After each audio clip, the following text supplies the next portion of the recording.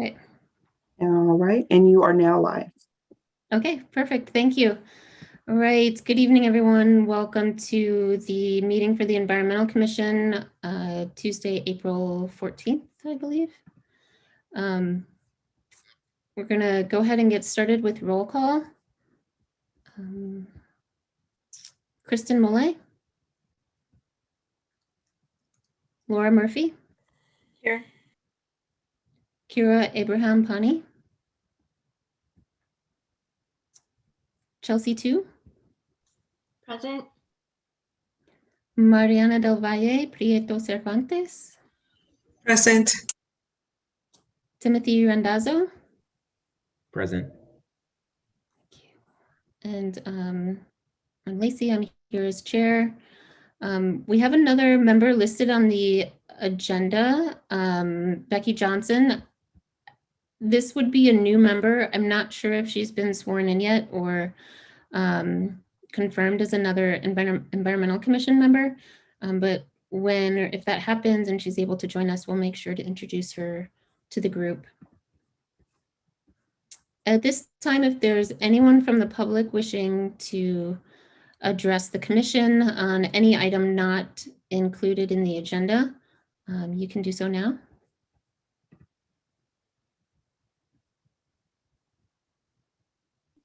Members of the public wishing to make public comment, please use the raise your hand feature. If you're calling in from a phone, press *9.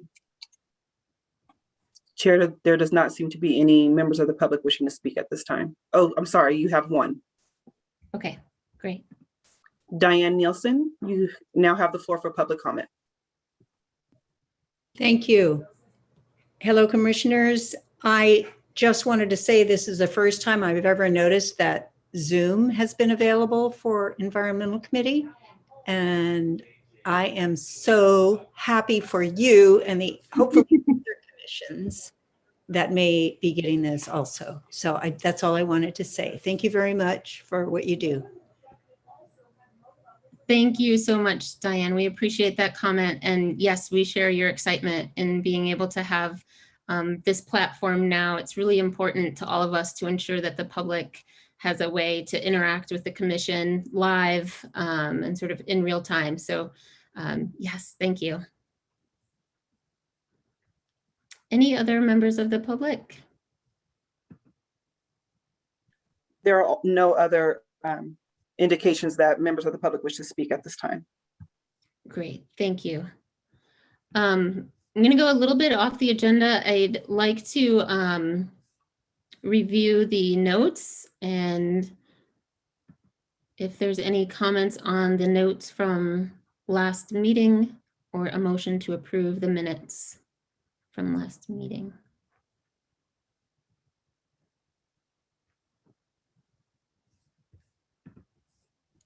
I move to approve the minutes for the meeting on March 9th, 2021. A second. Yes, Beth, I see your hand raised. Is that a comment?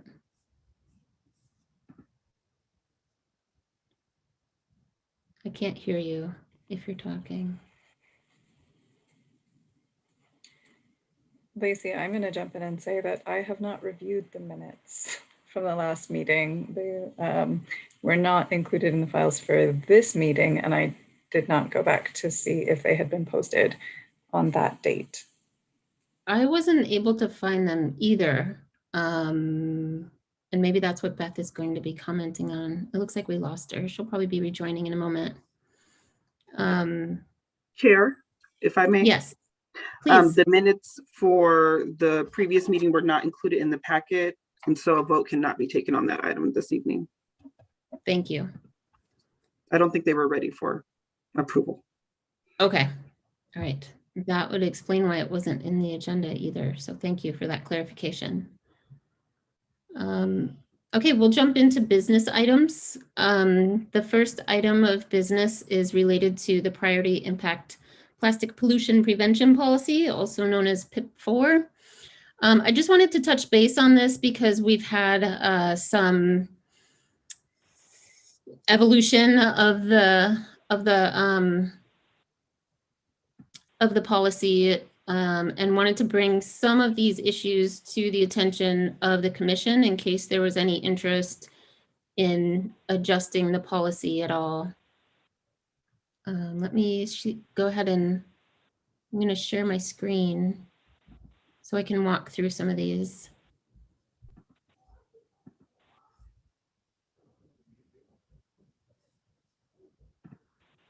Lacey, as you're Um, pulling that up, can I add two things? I had to connect and disconnect and reconnect again, so I apologize. No problem. Becky Johnson, that was added months ago onto the roll call of the civic clerk agenda, which is automatically generated. So Dominique, Okay. I'll probably have you take a look at that to get rid of that, because I don't think we have a new member. And then the other item, which I think you guys successfully resolved on your own, is that I did not attach the minutes from the last meeting.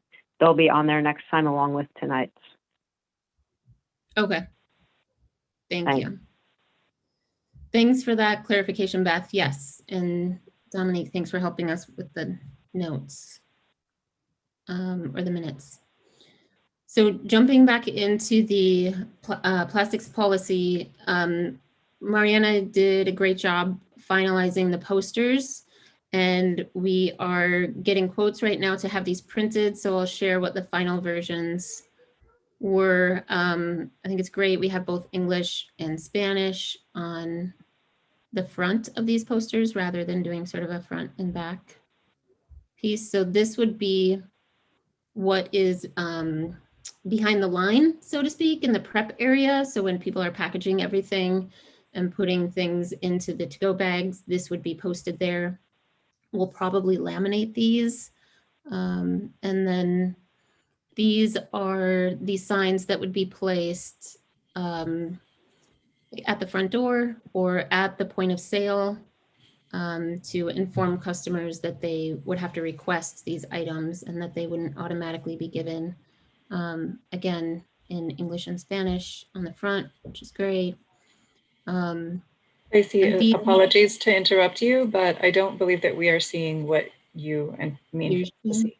Okay, let me see. No, thanks for telling me that. Here we go.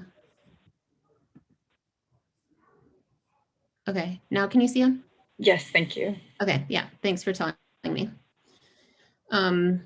So these are the ones that would be at the point of sale. And then these are the ones that would be behind the line. They're in the prep area. I think you have that backwards, Lacey. Do I? Oh, Right now we're seeing the front of line. I mean okay. the back of in the kitchen, and then that's what we're seeing now. Okay. I might be like, technology might be slower than my voice, so sorry. Hopefully you're looking at the one with the big circle on it right now. So these are finalized. Beth is working on having them printed. One thing that we'll need from the committee is support in distributing these.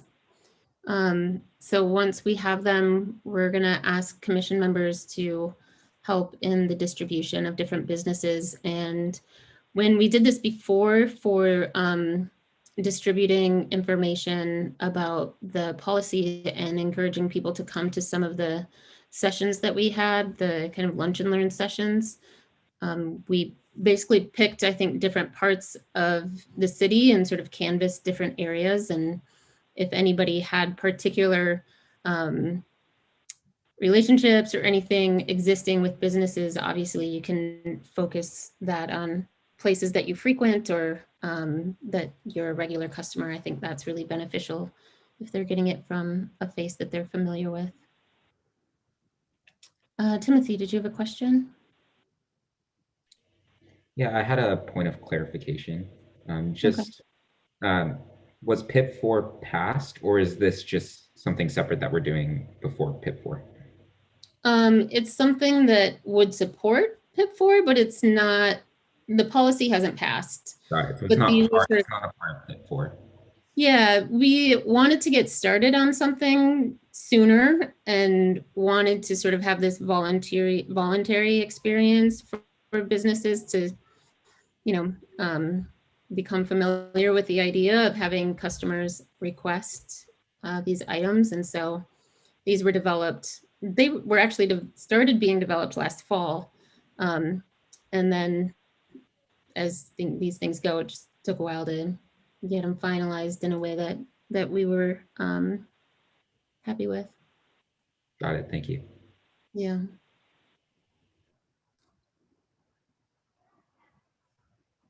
Any other questions? So as soon as we get the posters, or maybe even before we get them, I'll probably send out like a sign up sheet similar to last time, and folks can just sign up. I'm sorry. My family just put on Alexa music. I'm going to step away for just a moment and remind them that I'm on a meeting and to keep the noise down. So please just hold on.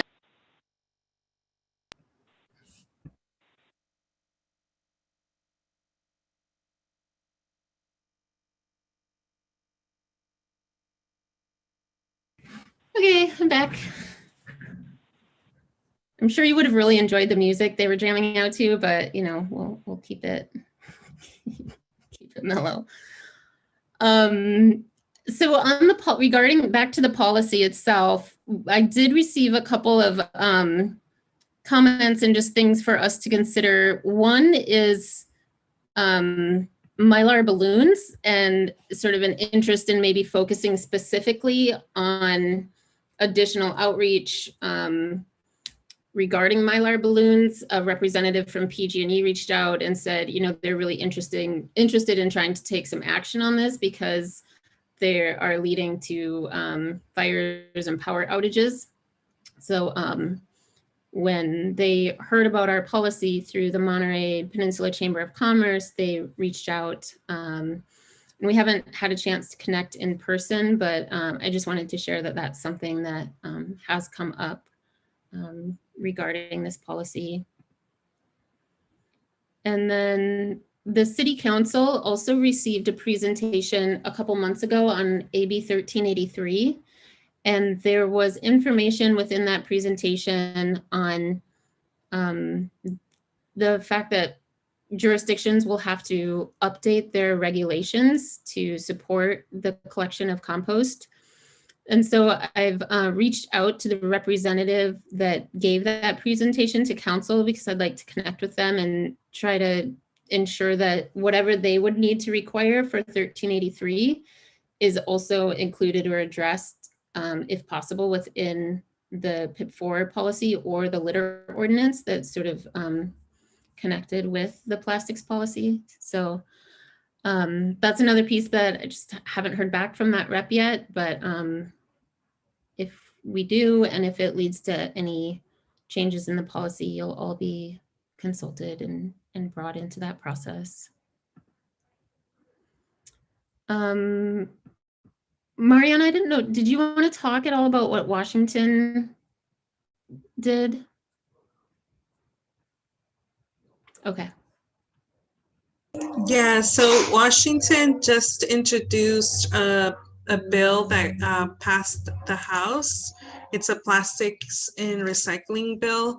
And one of the things that it has on there, we've been using a lot of the language of available upon request when it comes to some of the utensils and to-go-ware for restaurants. But they actually made, instead of upon request, they made upon customer affirmation. The logic being, if somebody's, if they're ordering from DoorDash, for example, there's not a direct way that they can request. Instead, they will need a way for there to be a button that the customer clicks instead. So that's why they edited to upon customer affirmation to include that that button on applications that do, home deliveries of to-go food. DoorDash did have a little bit of was pushing back and was trying to get exempted from the bill. So that is also kind of giving us a little bit more intel on how DoorDash feels about these types of bills and ordinances.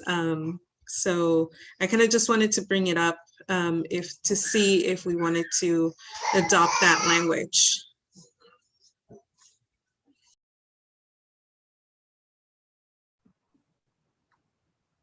Go ahead, Chelsea.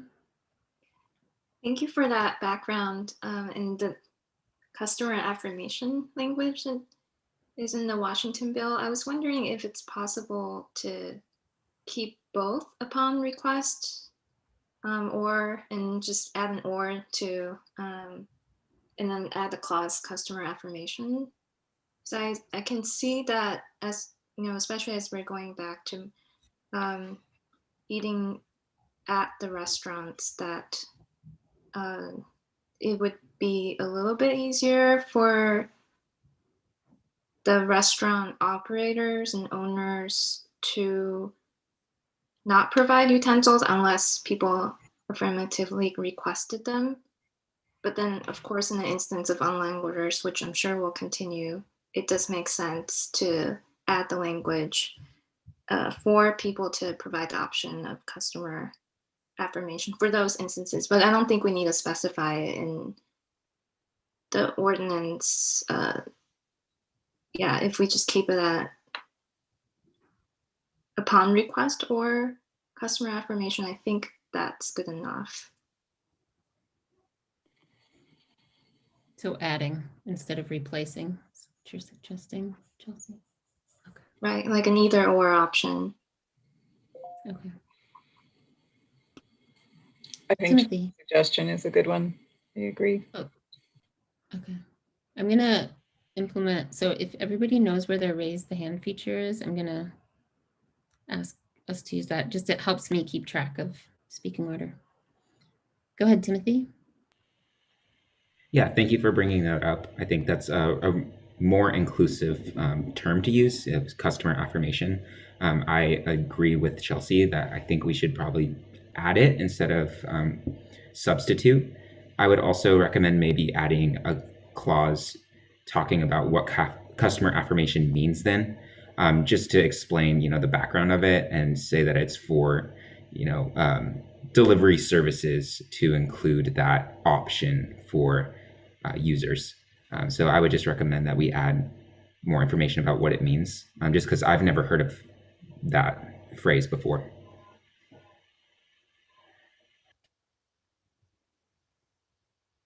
Kira?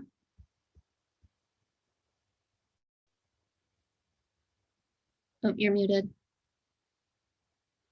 So I am. I agree with all the points being made. I really appreciate, Mariana, that you have flagged this based on the case in, was it Washington?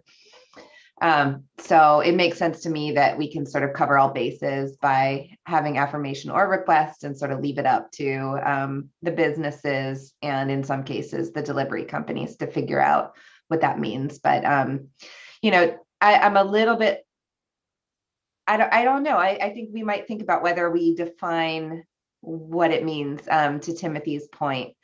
On the one hand, that might help clarify. On the other hand, we might be being more prescriptive than we need to be in the code.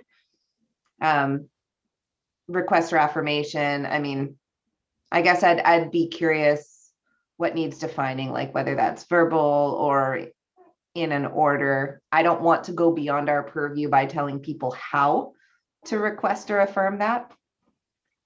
Maybe it's a definition we add. Request or affirm means.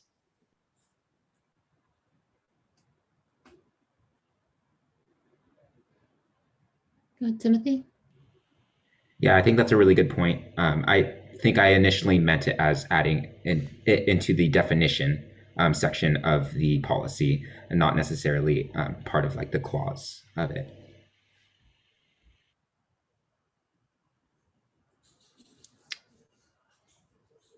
I just had a clarifying question that I want to make sure I'm understanding this. So the upon affirmation was primarily used to encompass the need or the recognized need that delivery services would need some sort of button or piece to include. Okay.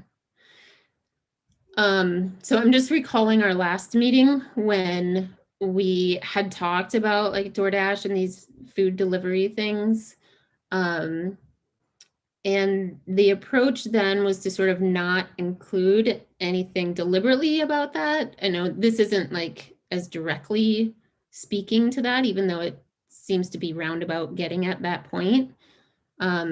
Because I think of the point that Kira is kind of making about like, well, that's very prescriptive, and the approach that we had discussed taking at the last meeting was more one of working with DoorDash and those other partners during the implementation and outreach, rather than putting something in the policy about that.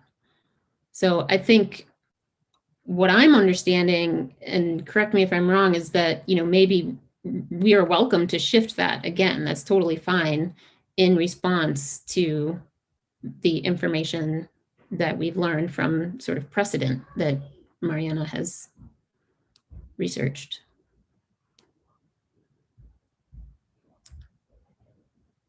Go ahead, Timothy. From my understanding from the first time around, we were talking more about the surcharges from their apps. And I feel like that is more prescriptive of telling, you know, DoorDash or Uber Eats on how to run their business or how they need to change their business. Or like it's more technical about the app itself. But I feel that adding just this clause about customer affirmation just kind of shows that they are also responsible for providing, you know, plastic and plastics that are polluting our communities. So I feel that if we just make it in a way that highlights that they're also responsible without penalizing them with the surcharges, then I feel that it's kind of different, if that makes sense.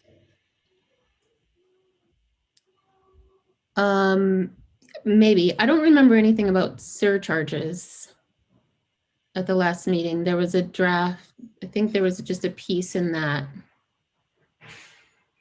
language. I think we had addressed surcharges as like, that's something that we can recommend council do on their own as sort of a separate act. And maybe that's something we put in the staff report. So there was that. And I think that might be what you're referring to with the surcharges, but there was also a piece. Yeah, I could have been There was remembering. also a piece in the policy. Yeah, I thought the language was relating to the surcharges. I could be wrong though. Okay, I'd have to go back and look, but I think it was more about like recognizing them as a link.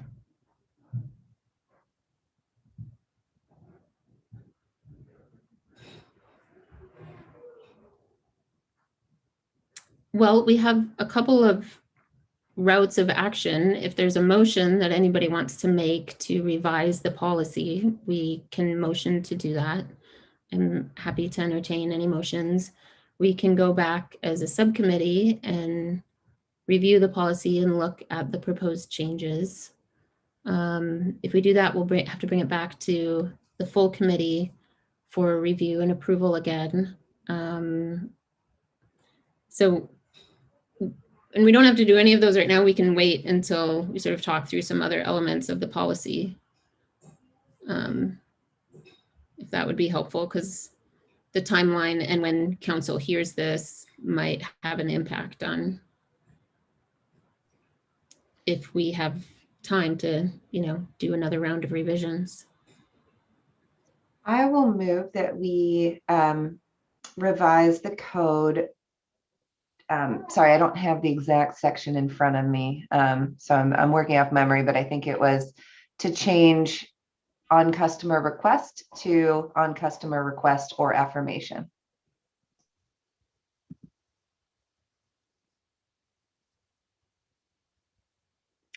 Can you guys see my screen? I have the policy up. Yes. Okay, so I'm just scrolling.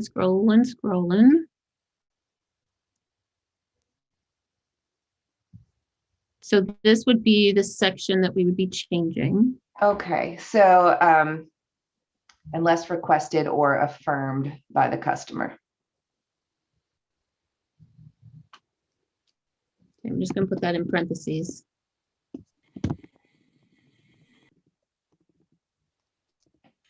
I second that motion.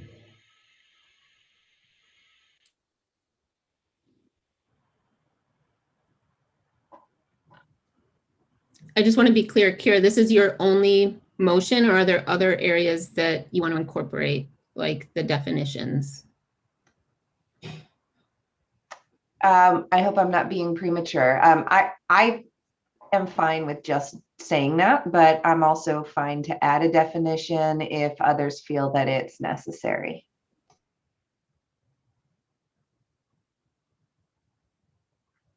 Well, why don't we, I will, since this motion has been moved and seconded, we'll vote on this motion. And then if anybody has any other motions regarding other aspects of the policy, we can move forward with those. So I'm going to do a roll call vote.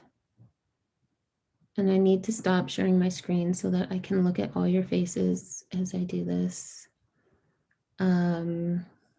Okay.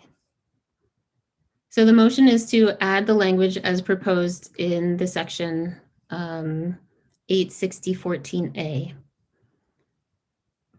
And I'm going to go through all of you, including the people that made the motions. Timothy Randazzo. Aye. Laura Murphy. Aye. Chelsea Tu. Aye. Mariana del Valle Prieto Cervantes. Aye. And Kira Abraham Pani. Aye. I also vote aye, and the motion passes. Any other motions regarding this item? I move to add a is it like a policy recommendation in the first section about Mylar balloons to restrict the restrict the distribution of Mylar balloons. Is there any discussion that people would like to have, or is there a second? Is this section that you're referring to? Yeah.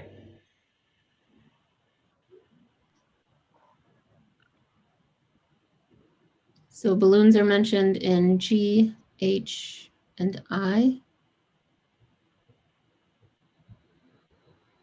Yeah, so maybe were you looking to, I guess my question, are you looking to specify the types of balloons like Mylar balloons or add that into it?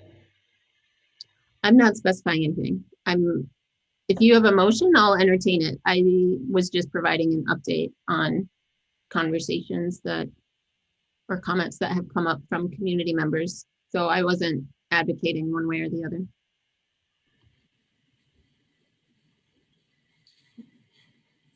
Okay, let me just read these again.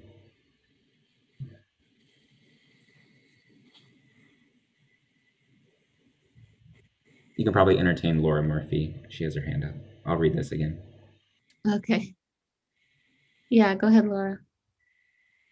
So it seemed to me from what you were mentioning in the beginning, Lacey, that PG&E had reached out and was interested in maybe helping or coordinating promotion of consumer awareness about Mylar balloons, along with our efforts. That was more or less what I heard from what you had shared. And I don't think that necessarily translates to needing to specify Mylar balloons as opposed to any all plastic or poly-based balloon products. I think that simply calling out balloons in the policy makes sense. But as far as outreach and education, that we might be able to leverage other community partner interest in doing outreach, which may or may not call out specific types of balloons, such as Mylar. Yeah.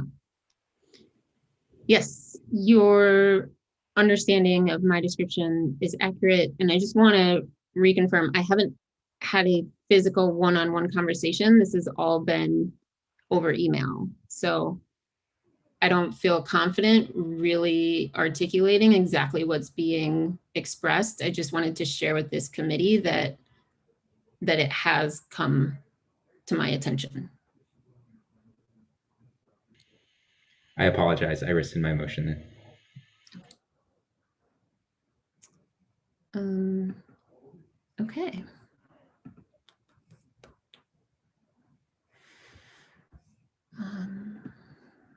The other piece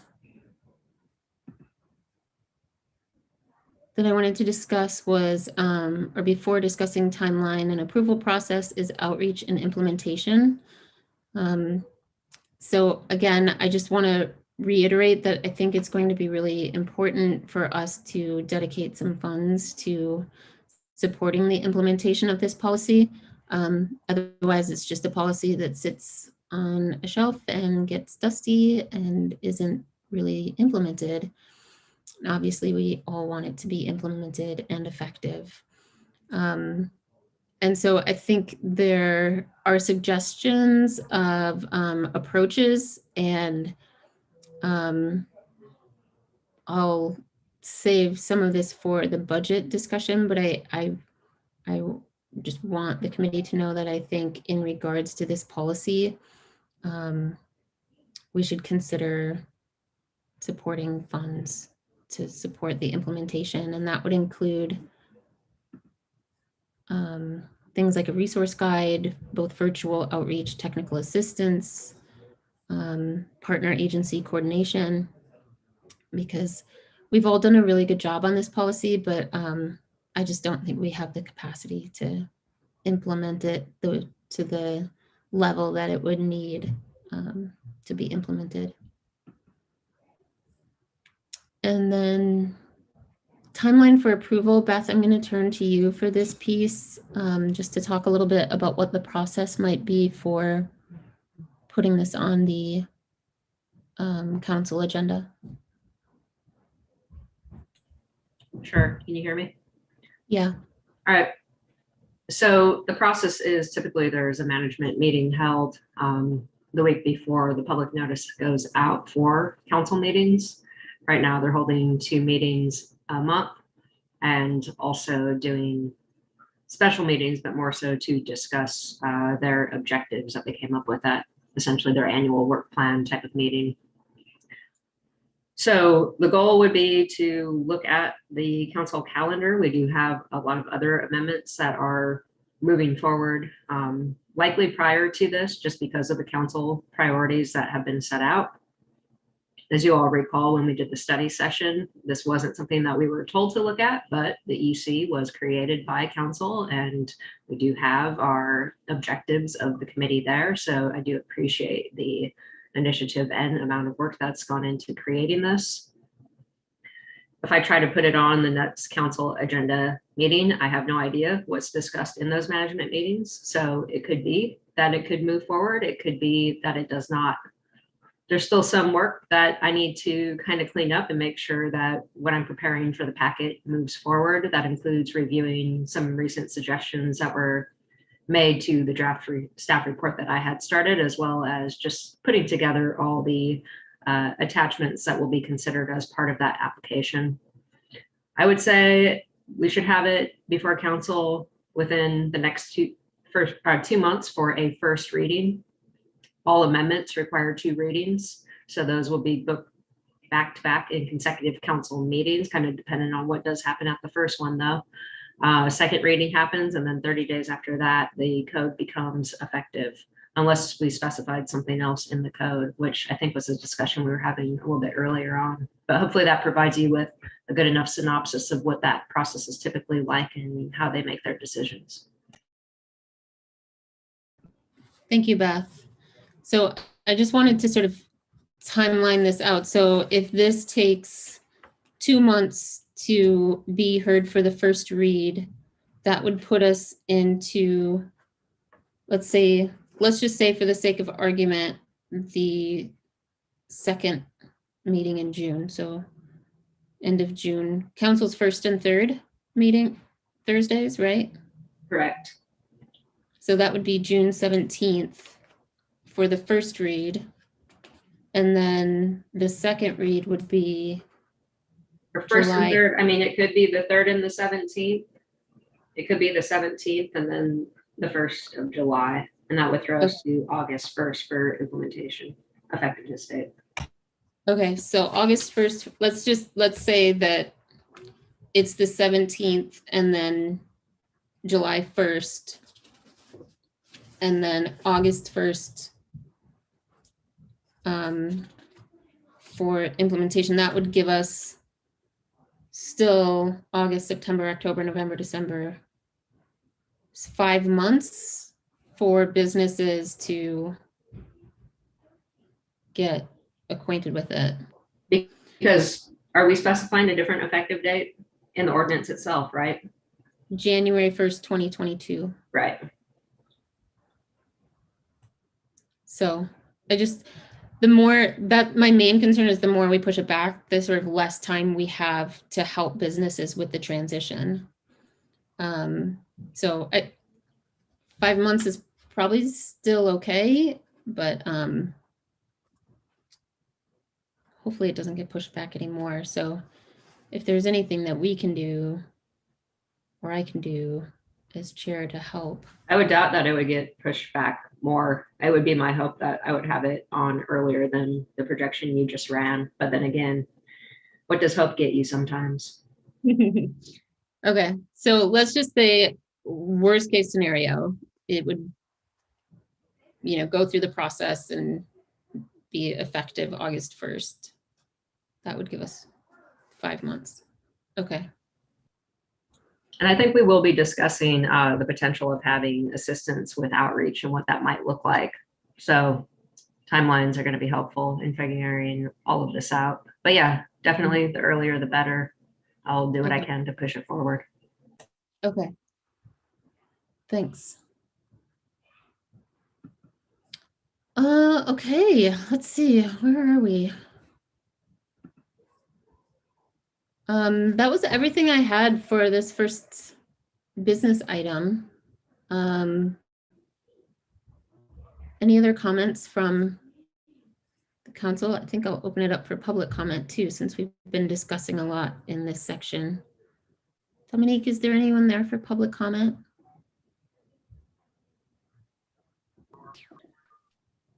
There are no hands raised for public comment at this time. Okay, thanks.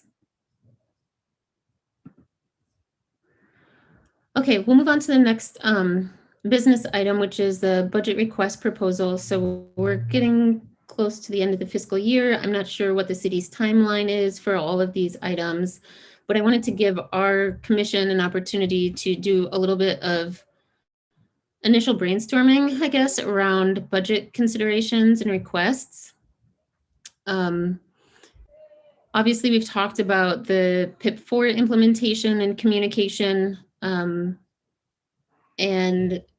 so I think we might want to think about budget requests in terms of like project requests, something like the plastics policy, climate action planning, which we've talked about before, those being sort of separate and unique projects that might have a different funding request process versus our base budget requests. And Beth, correct me if I'm wrong, but historically, the commission has received about $2,500 as a base budget.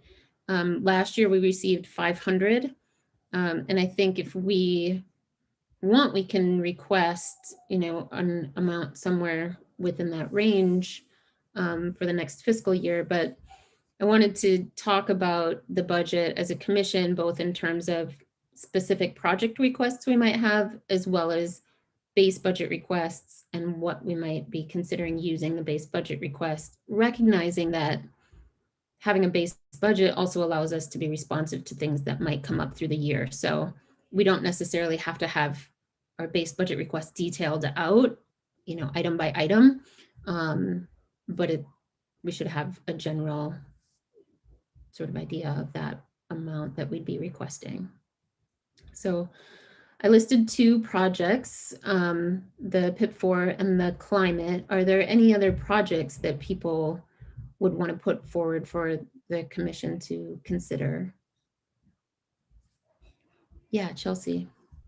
Yes, I have 2 projects that I want to kind of initially share out and see if, see if they would belong in the EC's budget or as part of the EC's budget.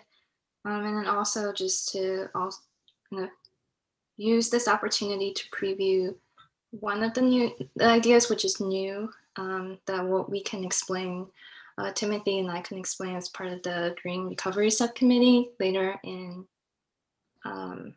item 5 for a report from Commissioner. So apologies in advance if you're hearing some of this stuff for the first time and there's no context. Hopefully we can provide more of that in the upcoming item. So the first one is something that the Green Economic Recovery Committee has been working on for a while. It's essentially a guide or a poster on how small businesses can get information and costs. Information in particular on recycling and composting in the city of Seaside, as well as how to get financing for any kinds of upgrades for their businesses like HVAC or lights. And so that has been underway for a few months now. So we're getting ready to wrap up that poster, which can be turned into a website or can be uploaded as a link to the city's website to be downloaded by different businesses. They're interested. So those are some of the ways that we're thinking about presenting that information. Since there is no, as I understand, currently there's no website or easily accessible flyer that consolidates all of that information I just mentioned in one single place. So my question related to budget is whether making a web page out of the city's website as one of the city's web pages would be an IT item, part of the city's operations, or would we also need to budget specific item under the EC's budget for this endeavor for turning a poster into a website? I don't think that would need to be a line item for the EC. That would just be whether or not there were capacity in-house to do it. Okay, great. Then there might not be a budget request for that. Beth, if there's not capacity in-house to do it, would it be a budget request? I'm not sure. Dominique, do you have any experience in dealing with that?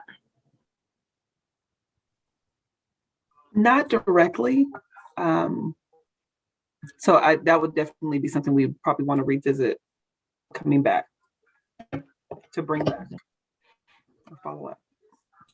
It is my understanding, though, that most of what the city has up on the website is maintained in-house, and sometimes it's individual department responsibility. At one point, I do believe there was somebody more in charge of doing it, as well as, updating social media. I don't think that's been happening as much this past year, but I'll ask around and I'll get back to you in email, but I'm pretty certain I was correct in my first educated guess. Okay.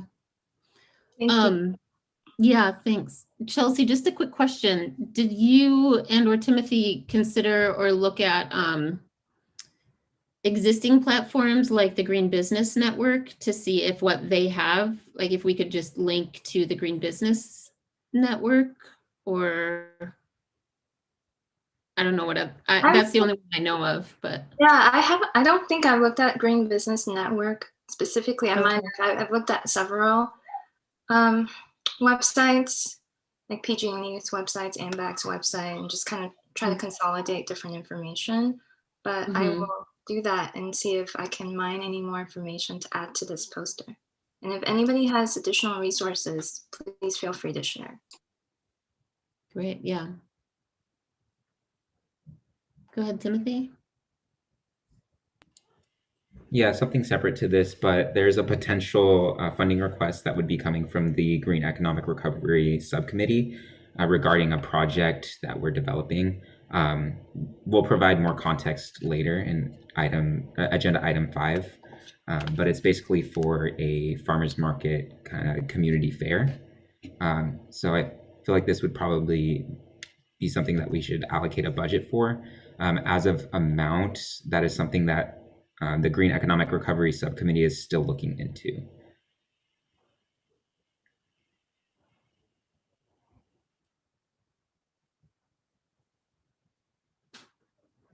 Thanks, Timothy. Chelsea, if you need any additional information on the California Green Business Network, let me know.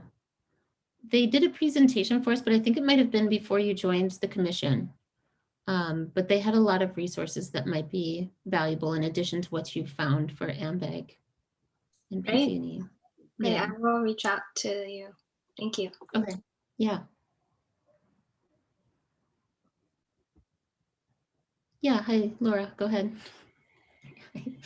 So for budget request items, I would say for the Habitat Subcommittee, there are some small miscellaneous expenses, but a lot of materials are being provided in kind from the city, and also budget needs have been covered primarily by our community partners that are also participating in habitat maintenance.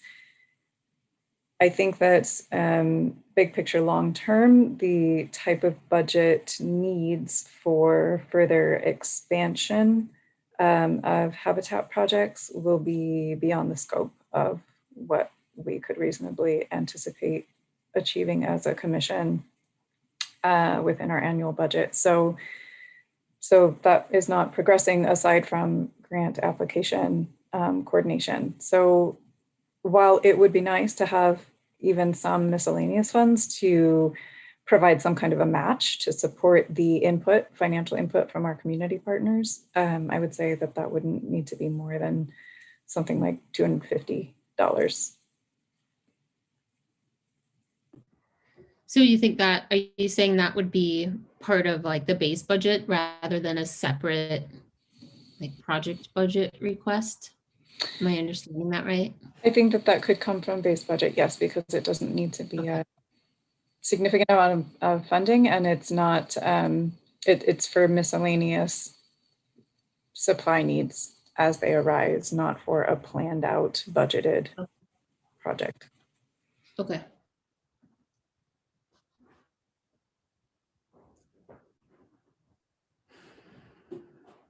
An idea on that is once we see what we are allocated, we could have a meeting. If there are even very specific requests at that time, or even just more generic based on our past year of experience in doing these collaborations where we do just want to earmark it. That way we don't need to have a meeting and hold a vote every time something pops up. If we know right off the bat, we want to put it towards certain projects. Mm-hmm.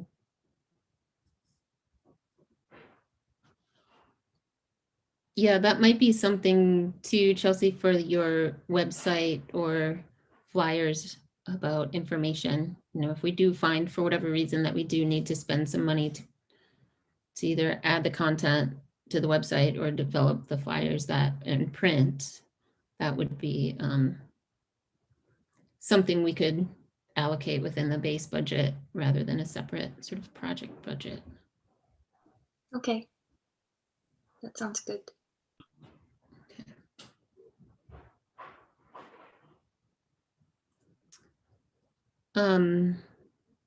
Any other thoughts around budget?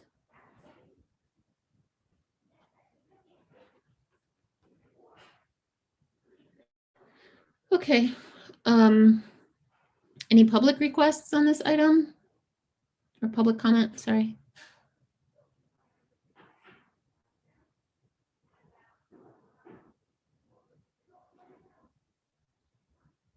Probably not.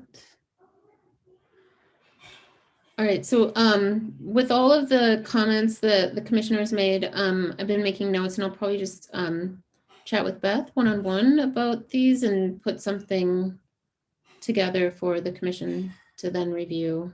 But it seems pretty straightforward.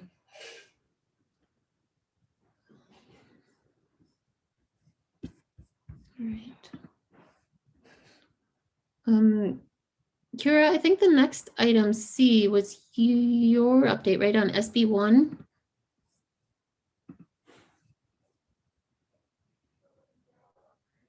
I believe this was the adaptation planning information.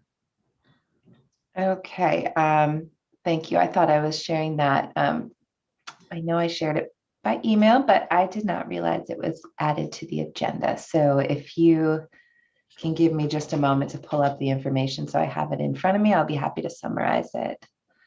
Sure. I just would like to make sure I have everything right. Yeah. Okay, so I'm just sharing out for the commission's awareness as well as for city staff awareness, simply reporting out what I saw in an article from the San Diego Union Tribune. According to that piece, then SB 1, Senate Bill 1, would allocate up to $100 million a year for local governments to conduct sea level rise adaptation planning. The bill, which I believe has been introduced but not yet passed or signed into law, so this is, I believe, still speculative. If it passed, then it would also require a bond measure to be passed in 2022. So again, this is just forward-looking and still rather conditional. But if that funding is passed and SB 1 is passed, then grants could be provided by the Ocean Protection Council for cities to make adaptations to mitigate for or prepare for sea level rise. Now, the reason we would want to pay attention to this now is because the way this legislation is written, as I understand it, priority in funding would go to cities that have already begun the work.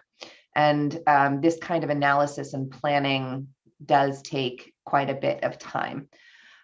So this is why I forwarded it to Beth, and I think it's great for the commission and even more importantly, the city staff to be aware of this. We may, let me see here. I'm kind of reading as I speak. Sorry, I'm not more prepared. Yeah, priority goes to cities that have already started local climate adaptation planning, especially sea level rise. We've been talking with the county about their local climate adaptation planning. We've also been aware of the city of Monterey doing some sea level rise planning and analysis in regards to their options in maybe moving around Del Monte Avenue and the waterfront to either retreat or armor the coast in anticipation of sea level rise. So I just want to make sure that Seaside is both aware of what's on the horizon with sea level rise itself. I do think it's really important for our city to be doing this kind of analysis and looking at the infrastructure that could be under threat, maybe planning different adaptation scenarios. And in the next couple of years, we might have significant state funding available for us if we have done that groundwork. And I just don't want Seaside to be left behind. I'm also flagging this because if our neighboring cities, for example, were to choose to armor their coasts, there could be a direct negative impact on Seaside because erosion tends to be, sea level rise and erosion tend to hit harder next two areas that have armored. So that's yet another reason that I feel Seaside should be keeping pace with our neighbors in doing these analyses. All of that is to say, I'm not sure, maybe we can have a short discussion about what the commission thinks and whether we might want to make a formal recommendation to the city council. I don't know if we're allowed to, I don't think we can make recommendations to staff, but you know, what would be our options moving forward as a commission in urging that kind of analysis if the commission agrees that we should. I'll open it up for discussion, but just to answer your question, since it might be helpful for the discussion, is I think our best course of action for communicating would be to draft a memo that we can send to city council. That's sort of the traditional route. We could also talk with our council liaison about how to elevate this topic or conversation amongst council members. Yes, Chelsea. I really appreciate your bringing this bill proposal to us, Kira. I was just actually reading it and pulling it up online, and it looks really promising. It's passed a couple of committees already, so that's good to know. And it looks like the $100 million that you mentioned for adaptation would go towards planning and implementation. And I was thinking, in connection with climate action planning for the county, that this might be a potential resource if the bill is passed into law to implement any kind of adaptation policies that climate action plan, shapes up. So it looks like, yeah, so it could be that we work with other local governments within the county that have coastal and ocean access, and obviously facing similar issues due to sea level rise and other climate impacts, to work together to get this money in connection with how the climate action plan directs policies and addresses sea level rise.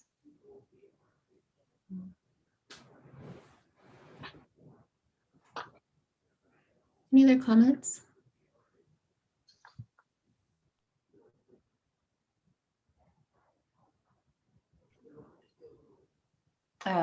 If no one else is jumping in, I just wanted to. Oh, sorry. Sorry, I No, didn't see Timothy's hand.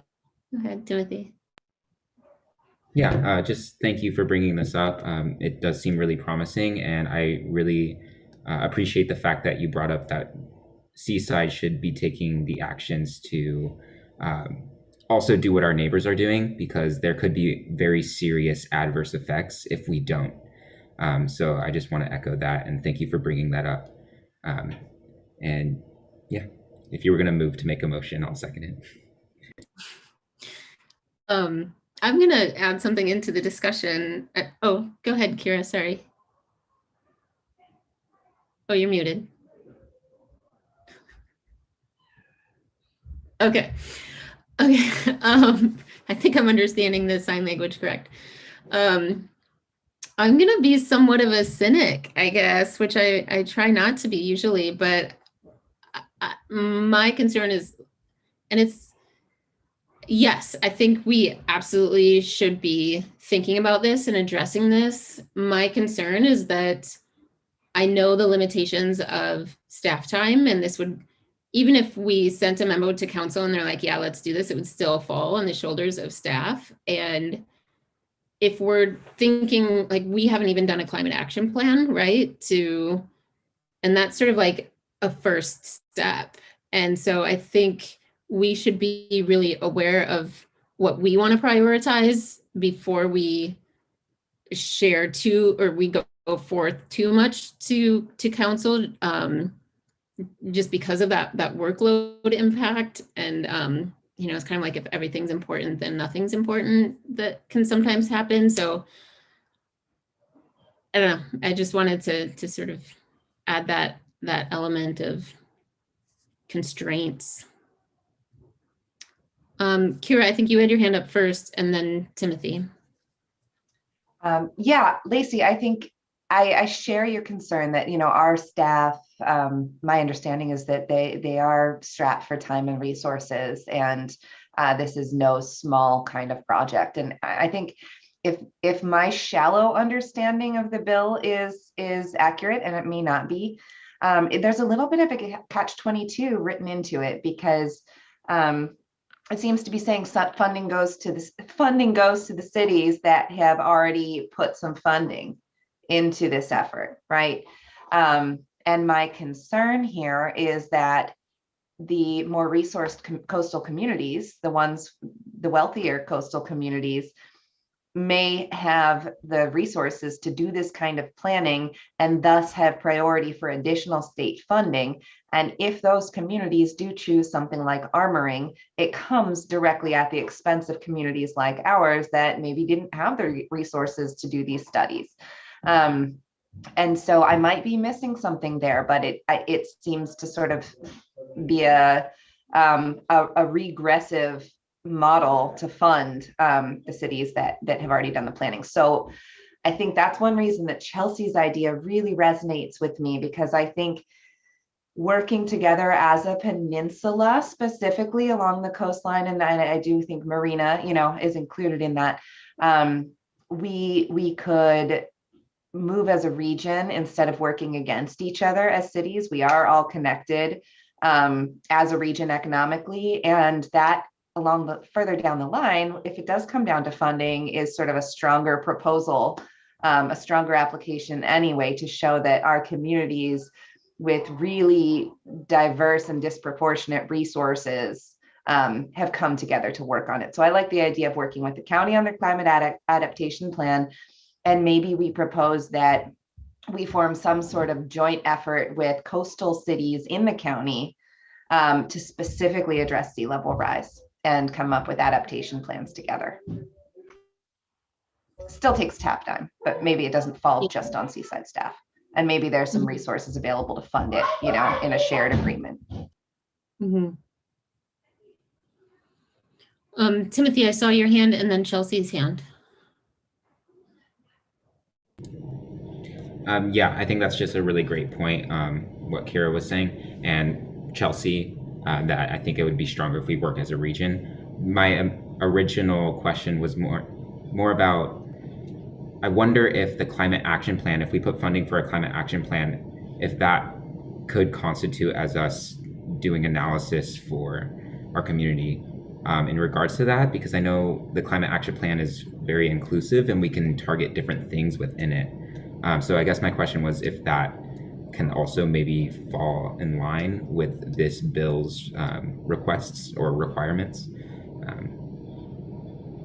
But we'd probably have to do a little bit more digging. Yeah, Chelsea and then Mariana. I was wondering, Kara, you're talking about the provision, it's in the bill talking about priority shall be given to those local governments that have agreed most effectively and urgently to plan for and implement actions to address sea level rise. Okay, yeah. It might just be the lawyer in me, but that sentence just doesn't seem very clear. And since it's in an earlier kind of form, I think that the equity issue that you raised is really important. It's often raised on these really big bonds proposals. So I've seen like in Prop 68 for Parks and Rec, that equity was intentionally built in to set aside prioritize funding for lower income communities or disadvantaged communities. And I don't know if that's part of this bill, but at the very least, it does seem like the sentence I was just reading might need some clarification, and equity, if it's not already embedded in the bill, could probably be. And I don't necessarily have a proposal as to what action the committee could take. One option is to raise those concerns with the bill authors with a simple letter, if that's something that the committee wants to do. I think that's probably like equity issues and like access to resources, probably something that's not unique to Seaside. So it might be raised sooner or later from others as well. So I think it's just up to the appetite of the committee and staff, see if we want to make sure that that language is clarified and that the lower income communities that have less resources can access that money if the bill is actually passed. Mariana? Yeah, I just wanted to say that I agree with, Kira's train of thought.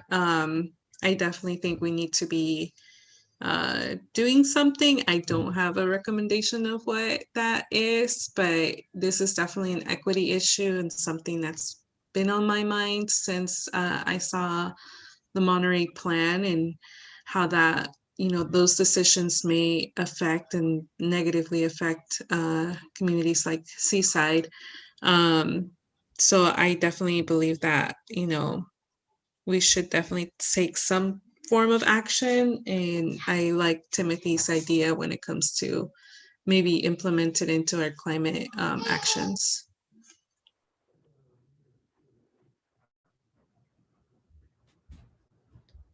Go ahead, Kira. Yeah, thanks everybody. I'm hearing 3 potential actions. One is recommend that, I can't remember quite where we left it with the county on the climate adaptation plan, but it sounded like there was a lot of interest in trying to integrate with and or piggyback on what the county is doing. I sort of felt like the county was discouraging it, but we were leaning into it. So we could follow up on that and look at our options. B, as Chelsea suggested, we could consider just as a commission or as a city reaching out to the bill authors and just raising that issue. Maybe it's already been considered. Maybe other cities have brought it up. The third idea on the table, I think, is for Seaside to engage with our neighbors, at least, Marina and Monterey, at least on the specific question of sea level rise. We know that Monterey is actively analyzing its options. I don't know where Marina is with it. I don't know where the others peninsula cities are, although I know that Pacific Grove took some hard looks at sea level rise and coastal erosion in their local coastal plan, which they have. I think we could do that without waiting for the county to do the climate adaptation plan, which could take years, and without waiting for the bill. I just think, engaging with Monterey and perhaps Marina to explore a regional approach to sea level rise planning might be something we can do sooner than later. Just engaging in the conversation. I have just sort of a point of clarification. So when we're talking about the county's work, I'm familiar with the climate action plan that they've been developing, which is different from an adaptation plan. Are they working on an adaptation plan as well? I'm sorry, I was referring to the climate action plan. I might have conflated the two. No, that's okay. I just wanted to make sure I wasn't losing it. Okay, because I missed plenty of things. I might have missed that. And the difference, Lacey, is that climate action plan is like proactively planning for what is to come. Sorry, go ahead. A climate action plan looks at reducing greenhouse gas emissions. And sometimes it's a CEQA approved climate action plan, which sort of gets into how future development can support or mitigate their emissions through using the climate action plan, or it may not be CEQA approved. That's sort of a determination that the jurisdiction would have to make. Whereas a climate adaptation plan is saying, look, this is happening and this is how we're going to respond to protect our community. So one is more, proactive and one is more reactive. Thank you. If that helps. I was conflating them. I can see the difference.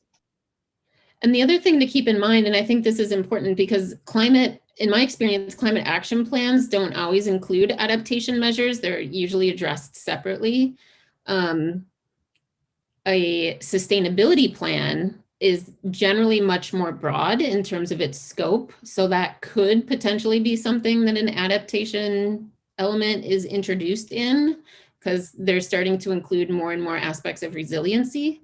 And that's sort of where that adaptation and resiliency sort of can sometimes get, language can be used interchangeably, I guess, sometimes with that in sustainability plans. But so that those are sort of the three considerations of types of plans. So does anybody want to draft? I mean, anybody is welcome, I think, to act on the suggestions that are put forth. If anyone is interested in drafting a letter to send to the authors of the bill, I think we can do that and then review it. Beth, correct me if I'm wrong, but my understanding is we could also reach out to neighboring, draft a letter to send to similar environmental commissions or our counterparts at other jurisdictions if they exist, or maybe it's just to planning staff or to council on behalf of ourselves. If we wanted council to approve that before we sent it, we could, but I don't think that's necessarily required. But Beth, you can correct me if I'm wrong on that. It wouldn't be necessary to communicate across commissions like that with different cities.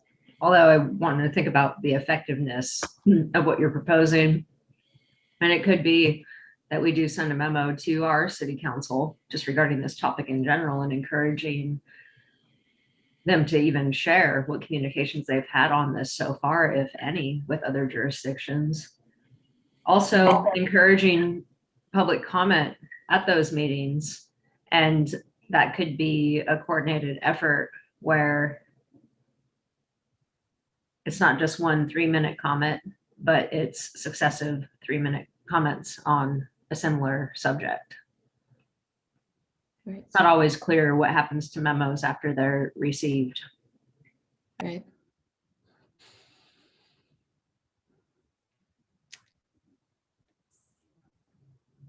Laura, did you have your hand up? I'm sorry, I might have missed I it. did, and then Beth was starting to address the comment that Okay. it was essentially to clarify as far as Kara's suggestion for engaging with other cities, with our neighboring cities, whether we would want that to try to be something done by the Environmental Commission or something that we would try to ask council to direct staff to engage with other city staff to have a discussion more at that level. And so I appreciated Beth's suggestion.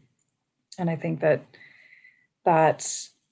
would make more sense to me. We want to encourage this conversation to be happening among the city officials and city staff, where the work will ultimately need to happen.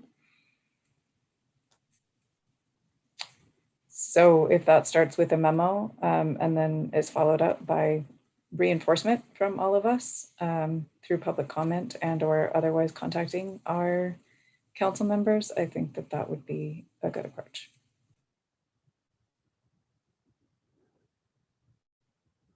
Does anyone want to volunteer to take a next step or to keep this moving?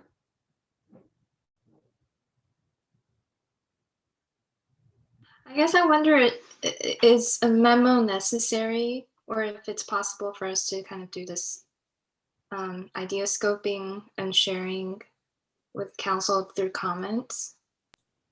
I also think we have a first step to potentially with Councilmember Campbell, who is our council liaison. So we could get guidance even on the approach from him.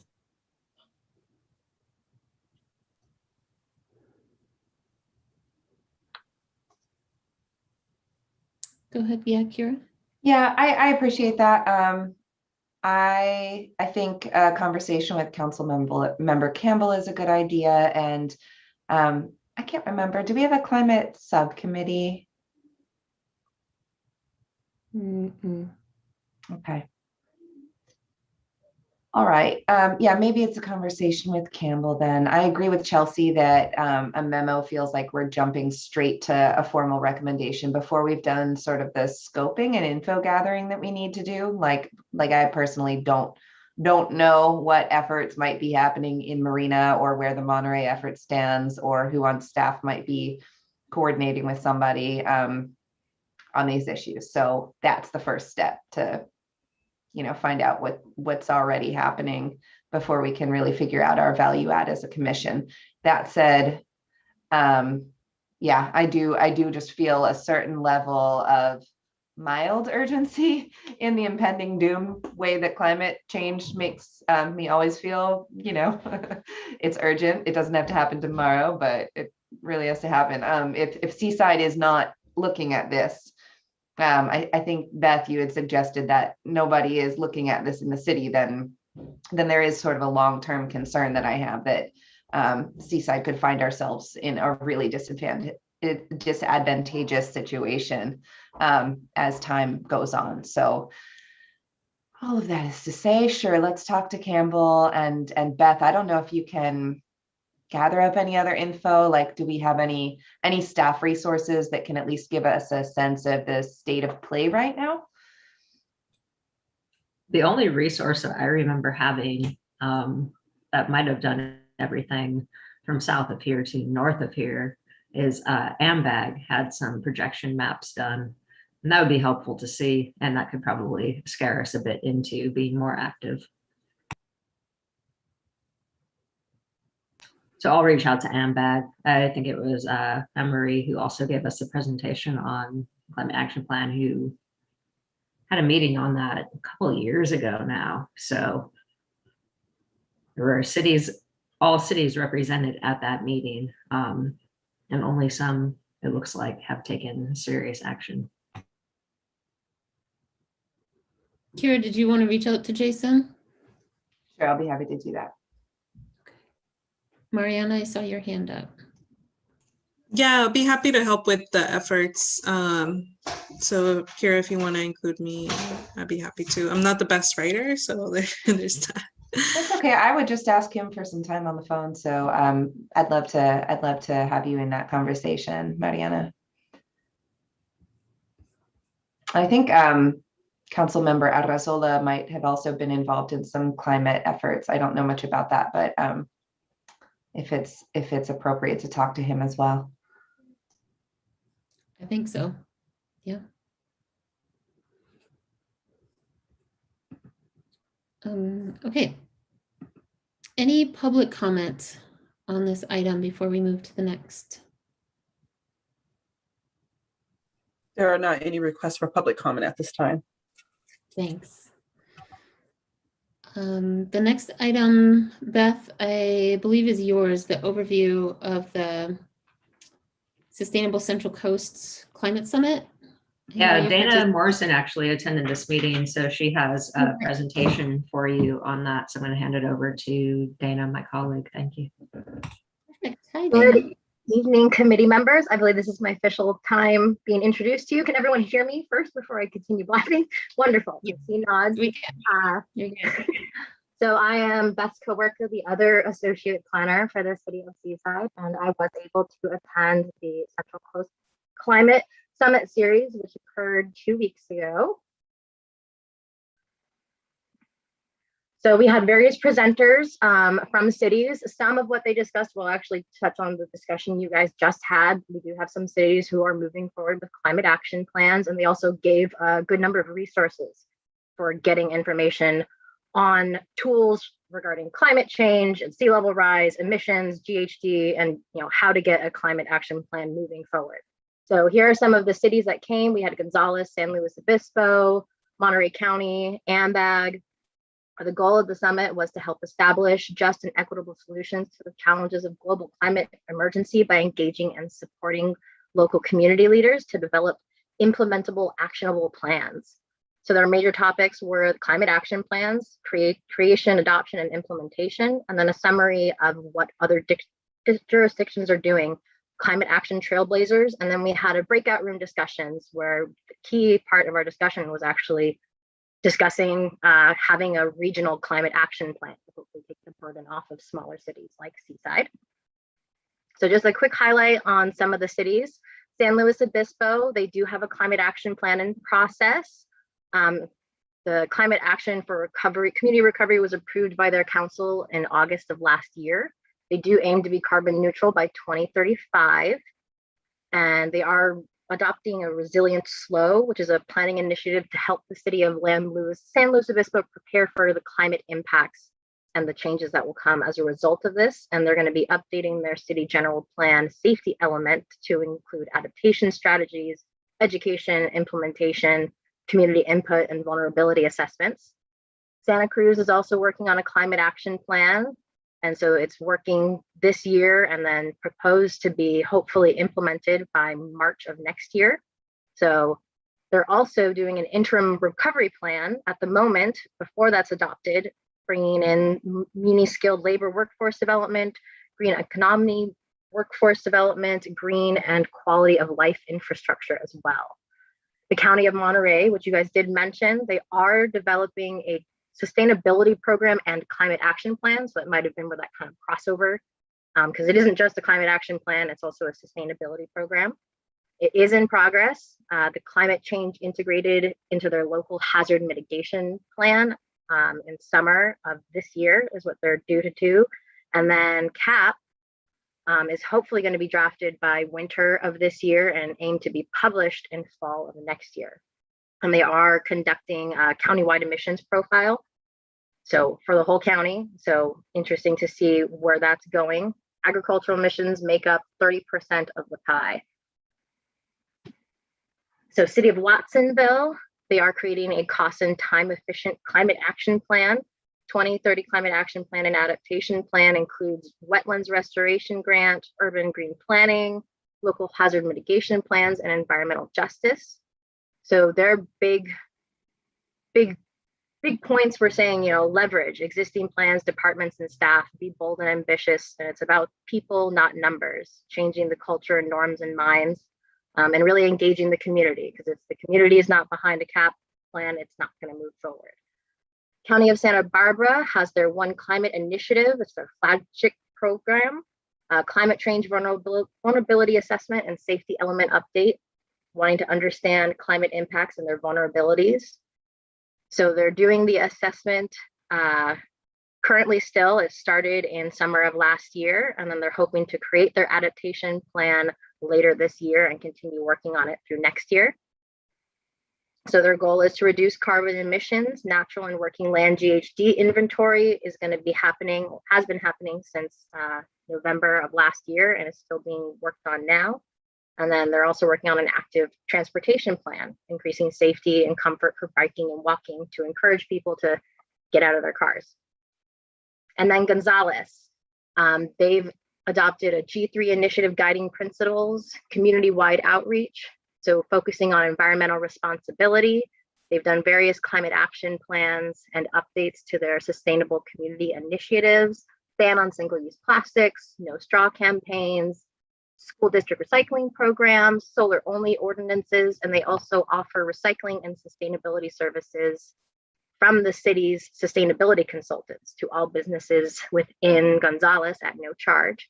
They have their economic vitality to diversify and grow, partnered and incentivized businesses to do things such as wind turbines, recycling audits, and then social equity, educated, provide context and relevancy for all city residents. They are the first city in the Tri-County area to adopt a health element to their general plan. So regarding climate action plans, they kind of laid out a roadmap for getting a climate action plan started. The key thing to start, GHG emissions, calculating those out. They did provide a number of toolkits to go for doing climate action plan modeling and climate strategies. So coolcalifornia.org. They also have maps showing where there are jurisdictions that have adopted local caps. And interesting thing to note that of the 482 cities, 181 of those cities have caps, and of the 58 counties, 21 have caps, and this covers 64% of the population of California. So even though we don't have that in general, we are moving as a state towards actually implementing caps. So the steps to completing: complete a GHG inventory, conduct a business as usual forecast and adjust the business as usual forecast to account for statewide mandates, identify GHG emission reductions still required to meet those GHG targets, draft the GHG reduction measures, especially pointing out costs and funding, conducting public engagements to identify the needs of the community, and then finalizing the GHG reduction measures. And each measure includes specific implementation and monitoring requirements, create the draft and receive public comments. The plan will be qualified as a plan to reduce greenhouse gas emissions under CEQA, obtain a CEQA certification, and then hopefully adopt the cap. And then from then on, continue monitoring the strategies and adjust their approach, because what you were planning to do doesn't always work out. So funding, the biggest things are cities don't have funding, cities don't have staffing. The climate action plan acts as a baseline to get climate funding. You know, is there community priority for it? Is there political will? Department objectives, resourcing and prioritizing actions and projects. The CAP can help by snapshot of emissions by sector, giving the opportunity for stakeholders to engage in the process, prioritizes strategies to meet the goals of the cities, and then hopefully it will be adopted by elected officials and can become actually enforceable. Not everything can be funded with grants. Review of various capital improvement programs and processes to identify projects that are related to sustainability and could be adopted and aren't necessarily actually climate action, but do have climate impacts. Understanding the timing of budgets. So our budget discussions coming up with the city will be useful in knowing, you know, is there extra money somewhere that could be put towards maybe staff time to put this together, or maybe just relying on a more regional climate action plan to be done and having us focus on projects which the EC can actually implement, like what you're doing with the PIP4 and those type of projects. Build a fund. Are there revenue opportunities, leasing land for solar, generating power, carbon offsets, evaluating a CAPS implementation and funding sections. So this is the big, very interesting. I found this very useful. I haven't had a chance to go through and look at each of these, but these are each a website we can go to actually review existing climate action plans, climate change research. I've especially looked at resilientcalifornia.org and CalAdapt. Lots of good information, very amazing. Will be very useful in moving forward. And one of the biggest things, even if we can't develop a CAP, cities should still try to develop some type of climate action. It doesn't always have to be a CAP for it to be something that makes an impact on future climate change. And then as part of the breakout discussions, you know, we did discuss that many small cities don't have the resources and staffing, and how it would be extremely helpful to have a regional climate action plan to kind of cover the entire region, take the burden off of the individual cities. But this really requires elected leaders and upper management to be invested in helping to push and drive CAPs forward. It's a very technocratic and regulatory process. Having it done at a regional level might make it easier to deal with, and that allows city to focus on areas where they can really have an impact. Cities that do have individual CAPs, they noted that it's very important that we have similar tracking measures so we can actually compare the communities on the peninsula as time moves forward. So that regional collaboration, you aren't the only ones who want to do that. Lots of other cities are interested in getting together and having a more regional look at climate change rather than having it be each individual city. And then lessons learned on how to engage with the communities. COVID has really helped us learn how to engage with people without actually talking to people in person, and using that moving forward. And then if anyone is interested, I do have a link to the actual meeting, and I can feel free to share that later, send out an email. And if you guys have any questions, let me know. Thank you, Dana. That was a great recap.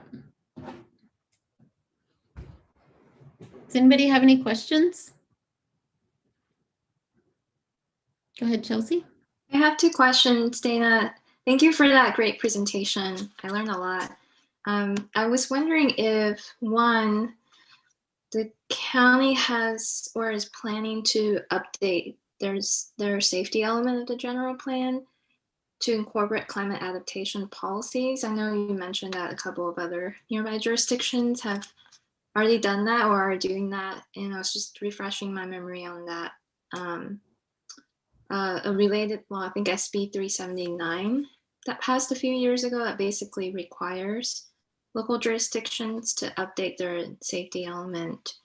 I think by 2022. I'm sure there's other timelines and factors.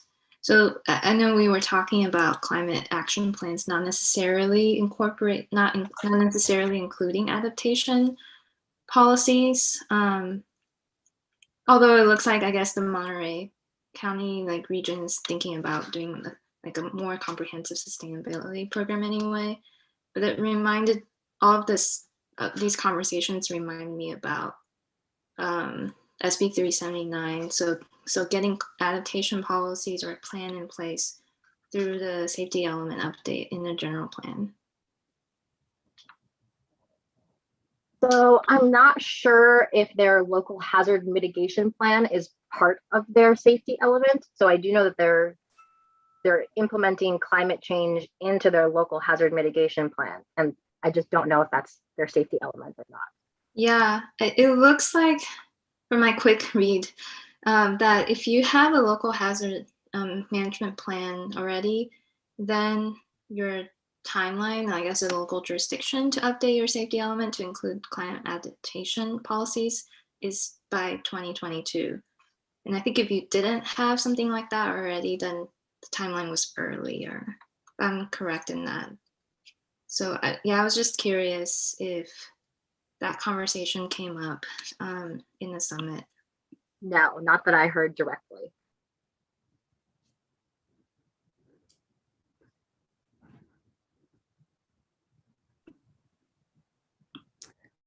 I didn't hear anything either. I participated in that summit as well. And the only clarification that I might add is, and I don't know how much Ashley went into this either at the summit or with us, but I know she's been, and Ashley's the sustainability coordinator for the county. I know she's been interested in proposing as part of the sustainability program, which I think is different than the plan. So they're not doing a climate action plan and a sustainability plan. I think what she's referencing is building an actual program with, to then help implement the climate action plan. That's my most recent understanding. And as part of her program, or even perhaps separate from the program, she's really interested in supporting a multi-jurisdictional staff member or team.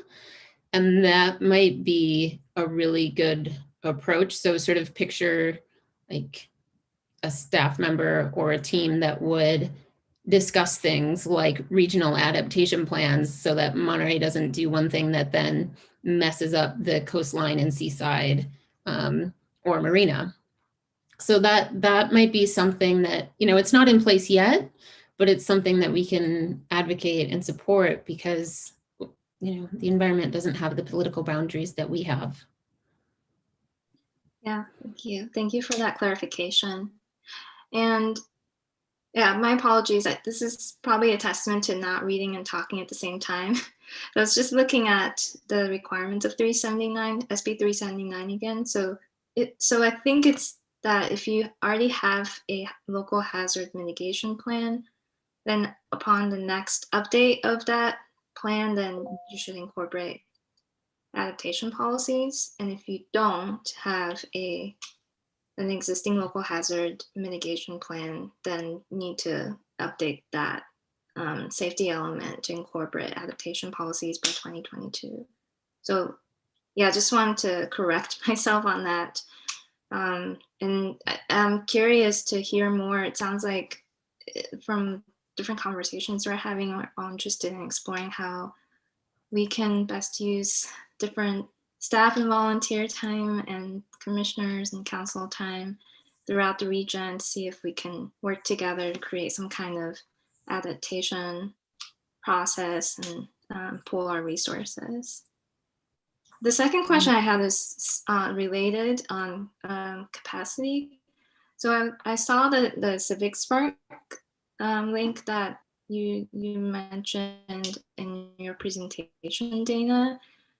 I can't remember if this came up already, but I was wondering if the city or city staff are thinking about getting like added capacity through that program with support from an intern that could potentially work with the city on this topic.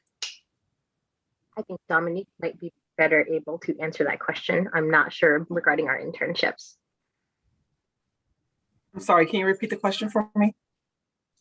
Yeah, I saw in Dana's presentation slides this like Civic Spark program, which as I understand is kind of like a practicum or internship where students work with local governments to support them on climate related work, but don't know too much about that or the process. So I was just wondering if anyone on the staff side have talked about it and that could support capacity needs. I have not heard any conversation in regards to the program, but also I'm only 3 weeks in, so there's probably a lot that I haven't heard. So, but I'll definitely take note of it, and we can, figure out where we need to go next or what we need to do, or what's the best way for us to be able to engage with the program and, what the next steps might be. Thank you. Thanks, Chelsea. Any other comments or questions for Dana?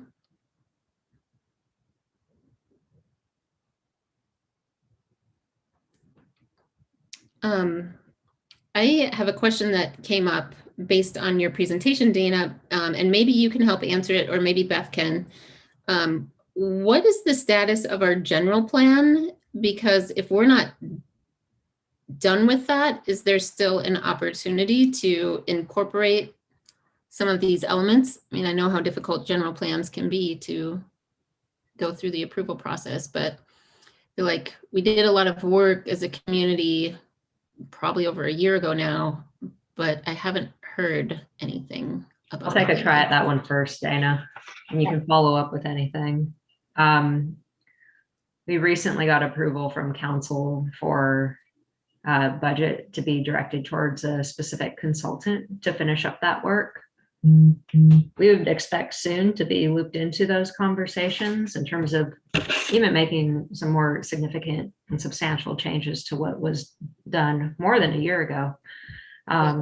So yeah, we'll try to push for inclusion on that and see what we can incorporate regarding what we just covered. Dana, Okay. Anything you'd like to add? Nope, that was my understanding as well. Okay. And then my other question is related to the comment that you presented, Dana, about, we don't have to wait for a climate action plan, or we don't necessarily even need a climate action plan to start taking measurable actions to address greenhouse gas emissions reductions. And one of the things that has come up where I forwarded this to you, Beth, and we sort of talked about it. I think you asked around internally, but for the rest of the commission, just to bring you up to speed, the Monterey Bay, they changed their name, the Central Coast Community Energy, the 3CE, they have grants to help support staff to develop electrification ordinances. And I don't believe we have anything currently about electrification. I know it hasn't been incorporated in campus town development, but do you have any updates on that, Beth? And is that something that we would want to, if it hasn't been developed, that we would want to think about putting some resources and maybe pursuing that 3CE grant? Yeah, when we first discussed it, I emailed the building official and did not hear anything back. I included the amount for the grant, which I think was $15,000, which you would think would more than cover a simple code update. I think it'd be a little bit more simple, even what we worked on for PIP4. Mhm. I resent that email probably in the last 2 weeks as well, and still didn't get anything. So maybe that's something I'll reach out and discuss with Jason Campbell and see how that can be pushed to the front of more awareness on the for members of the council. Okay, thank you. Okay, that was all I had. Any other questions? Like, I'll just open it up to the commission once more. If any questions or comments? Okay. I think we need to talk to the county again too. Talk to Ashley.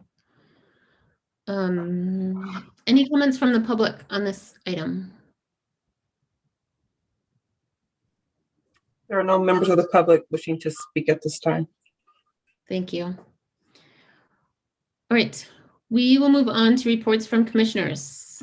Any reports from commissioners? Chelsea, did you want to bring up the event now? Yeah, I would love to. And Timothy, please feel free to supplement. So last year when we set out to create the work plan for the EC, we created a subcommittee. I think it's called the Green Economic Recovery Subcommittee, and I joined that committee. I'm very happy that Timothy's joined that committee or subcommittee recently. And so I mentioned, I think I discussed all I needed on the, I think I discussed all I needed on the poster to help small businesses access composting, recycling, and energy efficiency information.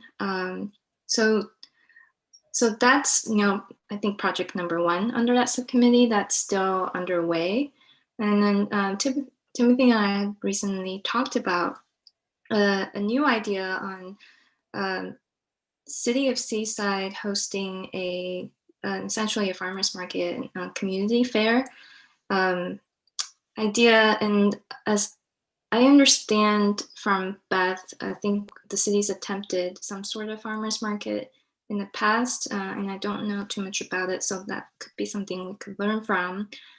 Of course, people probably know and have been to the City of Monterey's farmers market that was happening every Tuesday evening. And I think it's been suspended because of COVID, but that one's definitely very long-standing. So for folks who haven't been there, it's our idea is very similar to what the City of Monterey is doing, where local produce vendors, food vendors, and arts or other small businesses can set up, tiny shops essentially, and so that we can have a marketplace to promote those local and small businesses and art vendors. That would be the primary objective.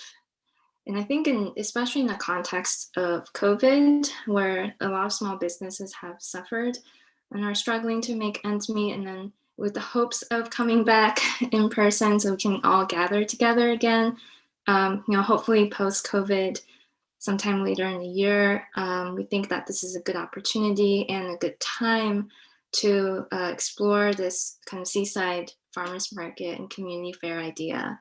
So there's definitely more details that we're exploring and researching with Beth and Lacey, and there's a lot that needs to happen before it can materialize, but just wanted to share this idea to see if you have initial questions, initial feedback or response, and if you're excited or concerned about it, love to hear any feedback you have. And if you have any additional things you wanted to add, Timothy, please feel free to go ahead.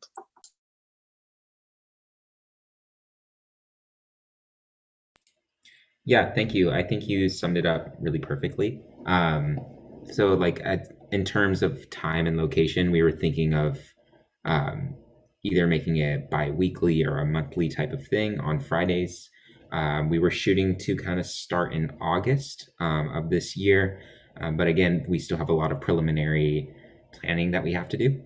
A few locations that we were thinking of was on Broadway Street between Terrence and Terrence and San Lucas Street. So either somewhere on Broadway where we would like close off the street, or just in the City Hall parking lot. That's something that Beth brought up. So we're still just kind of brainstorming something. Maybe the City Hall parking lot one could be in conjunction with Laguna Grande Park. And then I was just looking through the Marinas Farmers Market, and they're set up through Everyone's Harvest.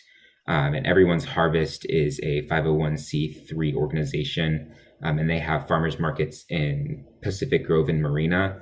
And they basically handle all of the vendors. So they have a application process that vendors go through, and they must be approved. And then they're basically on this roster.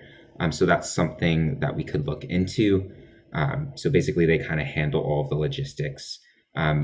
I sent an email to them just to kind of see what the process is and how they establish theirs in Marina and Pacific Grove. So far that's kind of all the research we've done. Laura?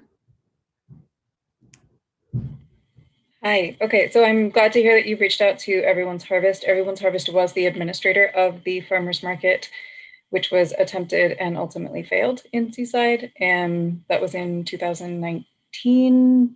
Can't remember exactly when it started and ended, but that was on Saturday mornings on Broadway in the downtown section.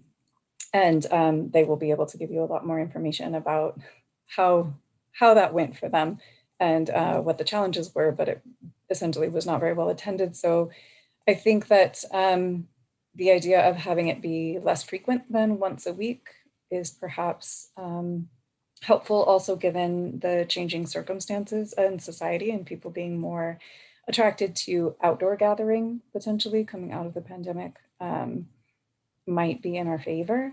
And I think that including and encouraging other types of businesses, and specifically local businesses, which might have loyal followings and can rally their base essentially to come out and participate and get a certain critical mass of participation, will be very important elements to include. So very interesting.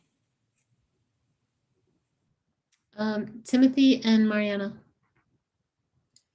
Yeah, thank you for bringing that up with Everyone's Harvest. That was something that we were talking about, and I was considering when just looking them up and considering them, is that they have, their vendors, and that's kind of a limitation for them being not seaside centric. So we were looking to encourage more seaside businesses, and trying to do the outreach to our local businesses along with other non-ag vendors and other art vendors, to kind of promote all types of businesses within Seaside. That's something that we're looking into. It's just going to be a lot more planning. But yeah, thank you for providing that information about Everyone's Harvest. We'll look into that. Mariana, then Laura. Apologies, you might hear my little ones in the background here. What was I gonna say? We were in conversations with Everyone's Harvest at one point before they stopped doing the farmers market on Broadway. And one of the things that they look for is vendors that are providing healthier options when it comes to food, like vegetables and fresh vegetables and fruits. I just kind of want to give you a heads up on that. That was one of the things, because I brought up that idea of like seeing if some of our different small businesses, mom and pop shops, could be partake in that, and that was something that there was a little bit of hesitancy in. I'll take my turn now. I just had thought this also could be a really nice opportunity to encourage active transportation, focused around an event like this, encouraging people to walk and bike, and really consider that in your potential siting of an event like this.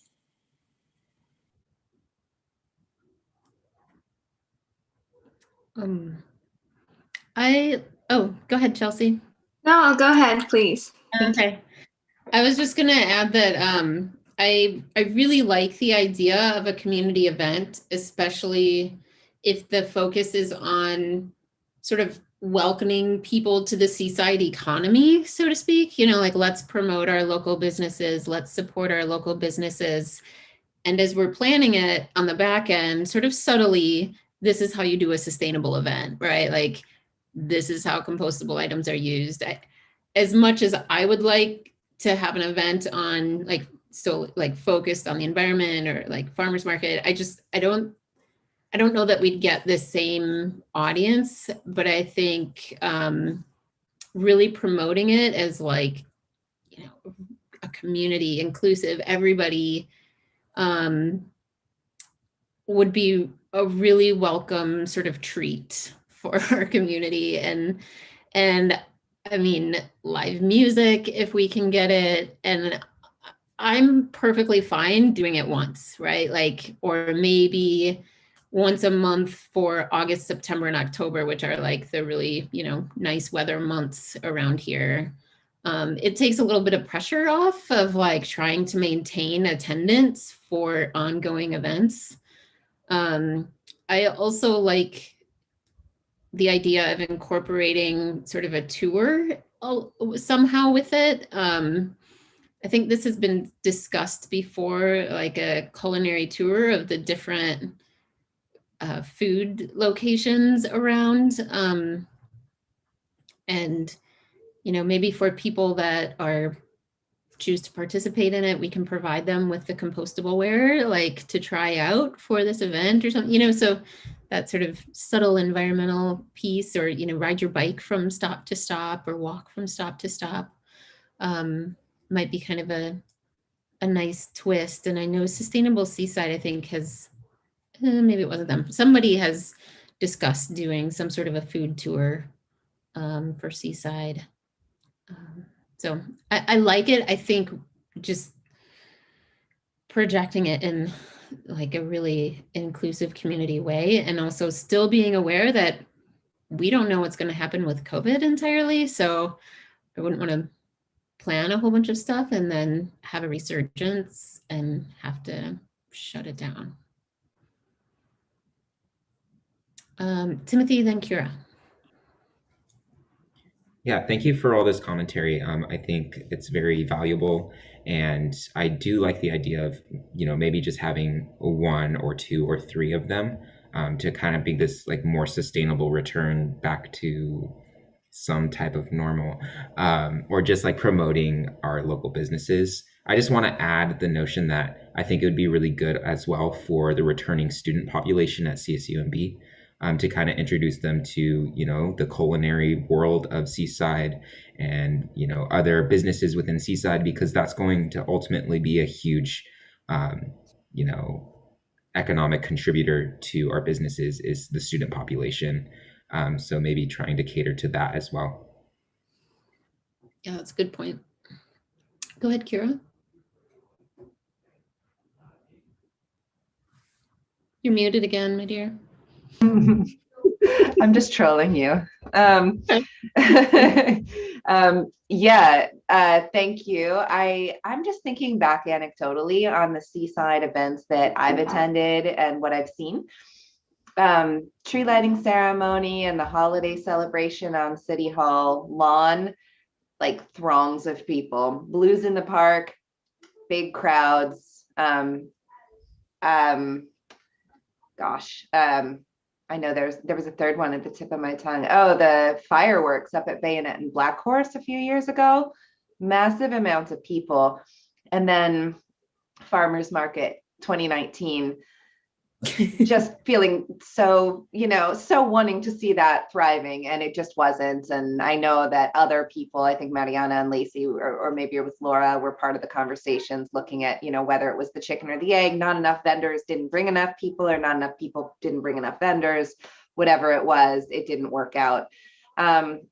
So I'm sorry if I missed some context around this, but I think launching a new and unfamiliar event might be biting off a little more than we can chew as a commission. But please correct me if I missed some of this, because I will totally admit that I had to turn off my camera and deal with my kids eating dinner.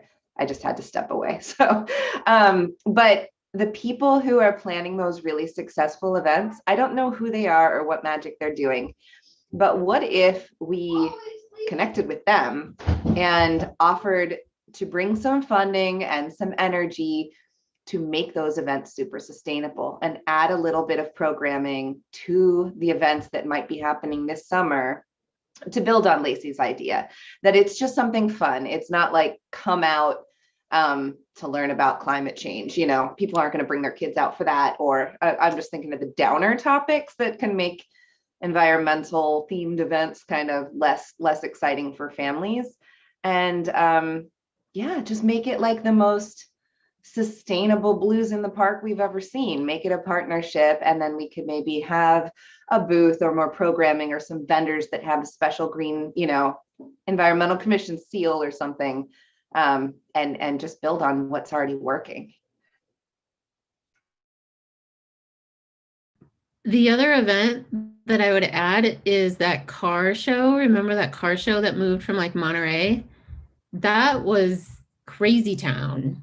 Concours de Le Mans, like the feeder cars. Yeah, whatever it was the craziest I've ever seen Seaside, and like every food vendor was sold out, and it was really fun. It was really cool. And if I can add to that, having brought my kids there, the food vendors that we went to were giving us single-use styrofoam, and I was like, there's a city law against this. So yeah, it's like they knew how to throw the party, but they didn't have what we might bring as a commission. So it could be a really good, you know, collaboration to bring the two together.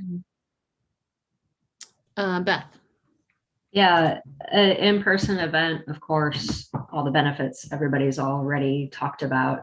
Just a couple ideas to share that just crossed my mind.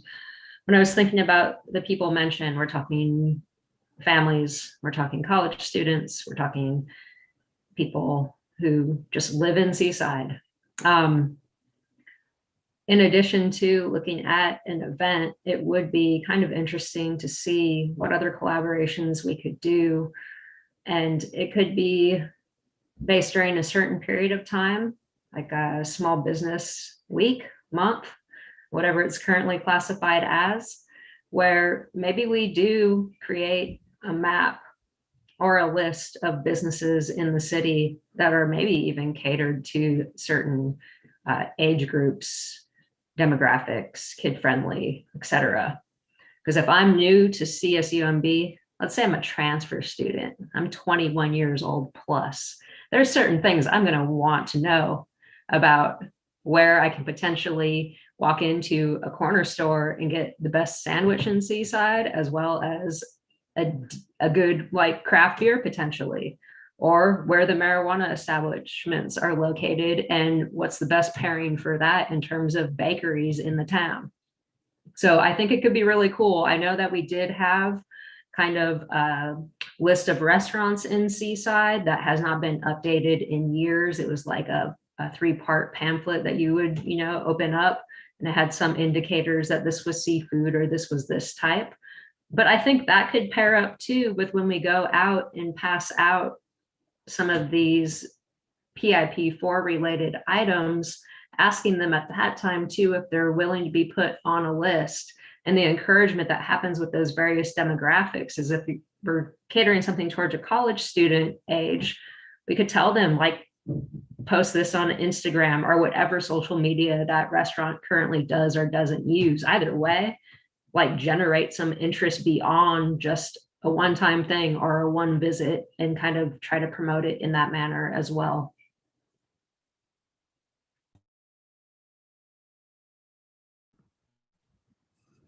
Plenty of feedback for you all. For you both. Appreciate all of it. I'm just seriously taking notes. I really appreciate the different comments on a pilot that could be independent or building on an existing event that may be suspended now, but will hopefully come back soon. So I think if we piggyback it off of another event, we'll have to do some research on whether those are coming back. I probably hesitate to piggyback a farmers market event off of a car show. But other popular things that make more sense together, I guess in my mind, I'm totally happy to explore.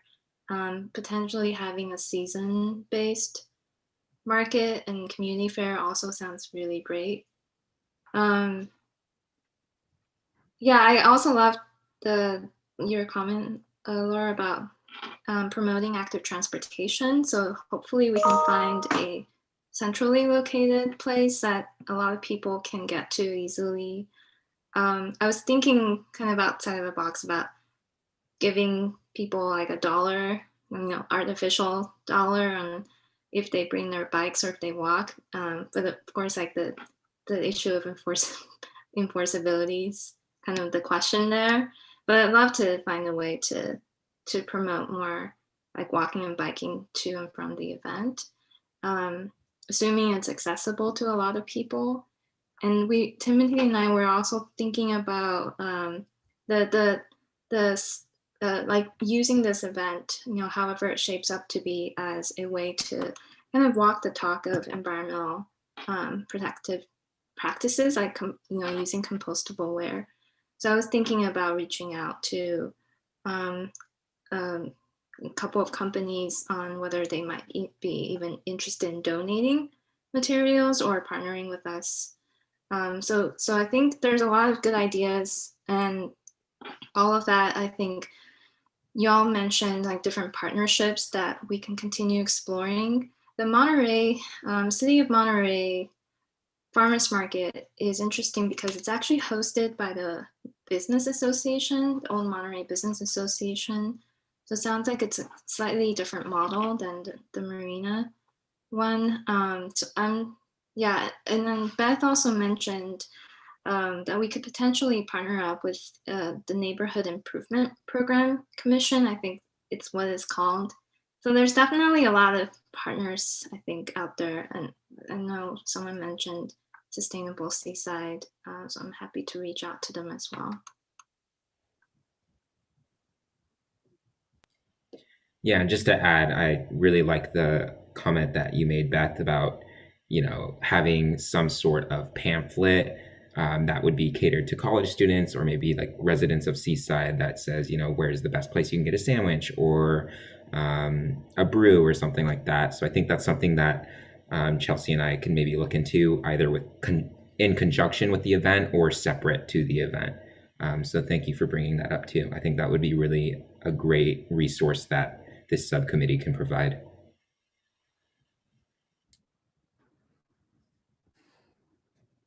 Thank you both for your work on that. Any other commission updates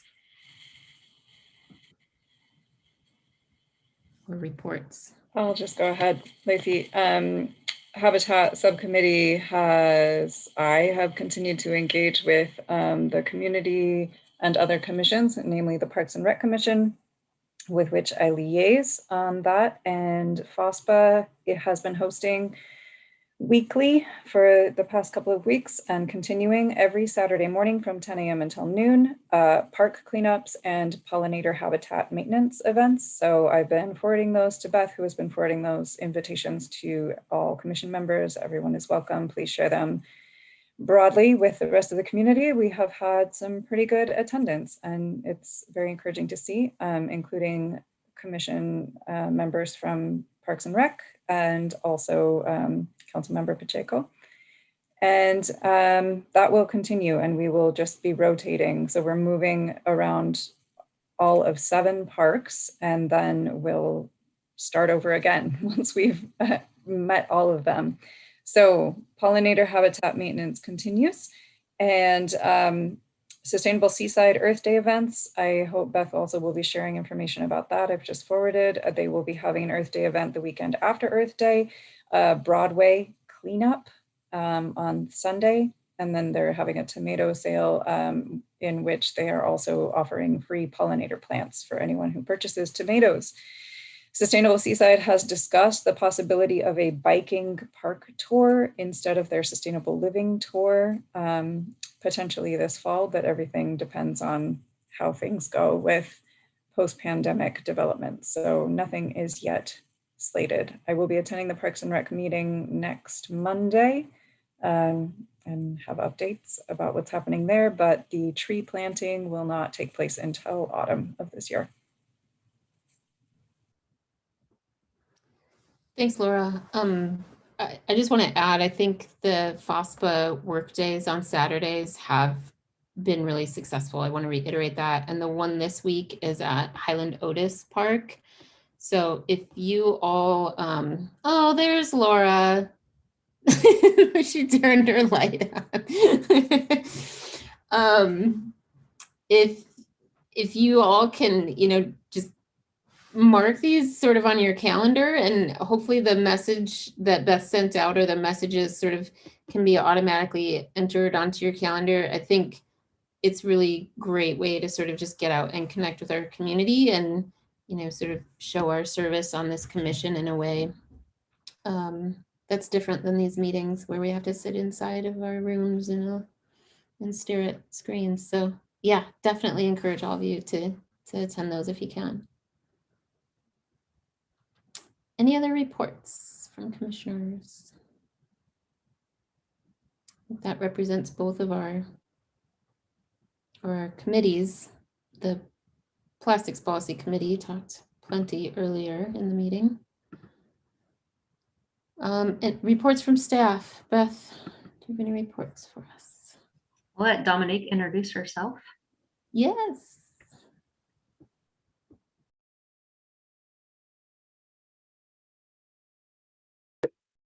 Sorry, I'm still muted. Hi, everyone. My name is Dominique Davis, and I am the new city clerk with City of Seaside.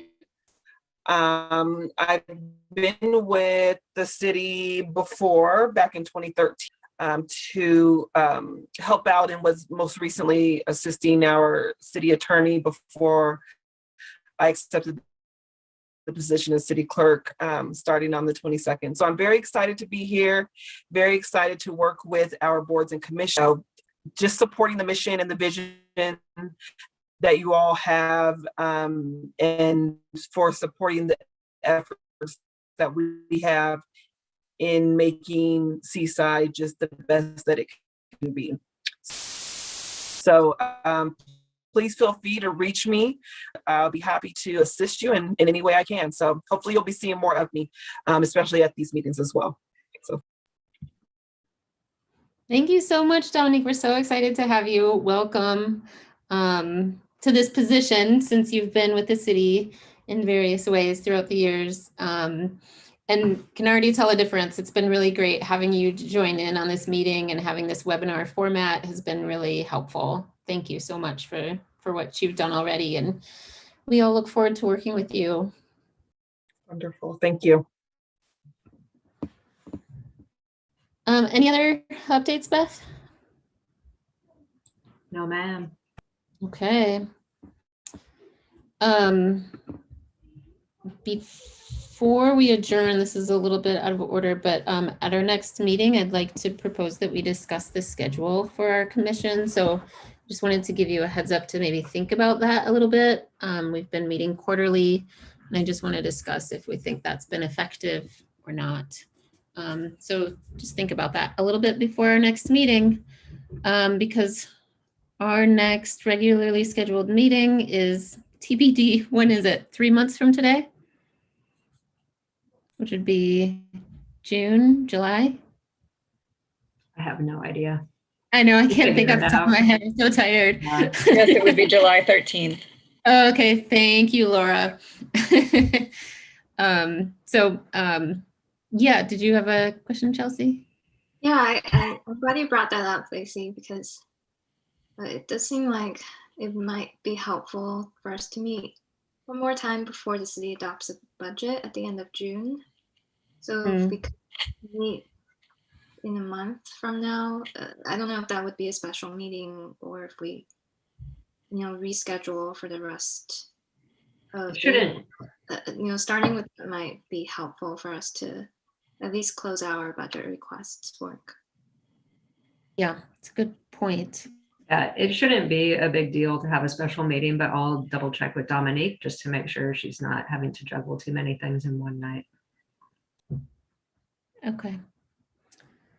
That sounds good. So if we do have that special meeting, we can also talk about schedule for the commission going forward at that time. So stay tuned, I guess, for an email from Beth on when our next meeting will be.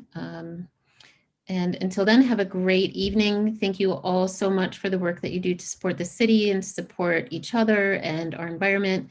Really grateful for each and every one of you and the role that you play on this commission. Have a great evening. The meeting is adjourned. Go do great things. Thanks, Lacey. Good Thank night. you. Bye, everyone. Thank you. Thank you.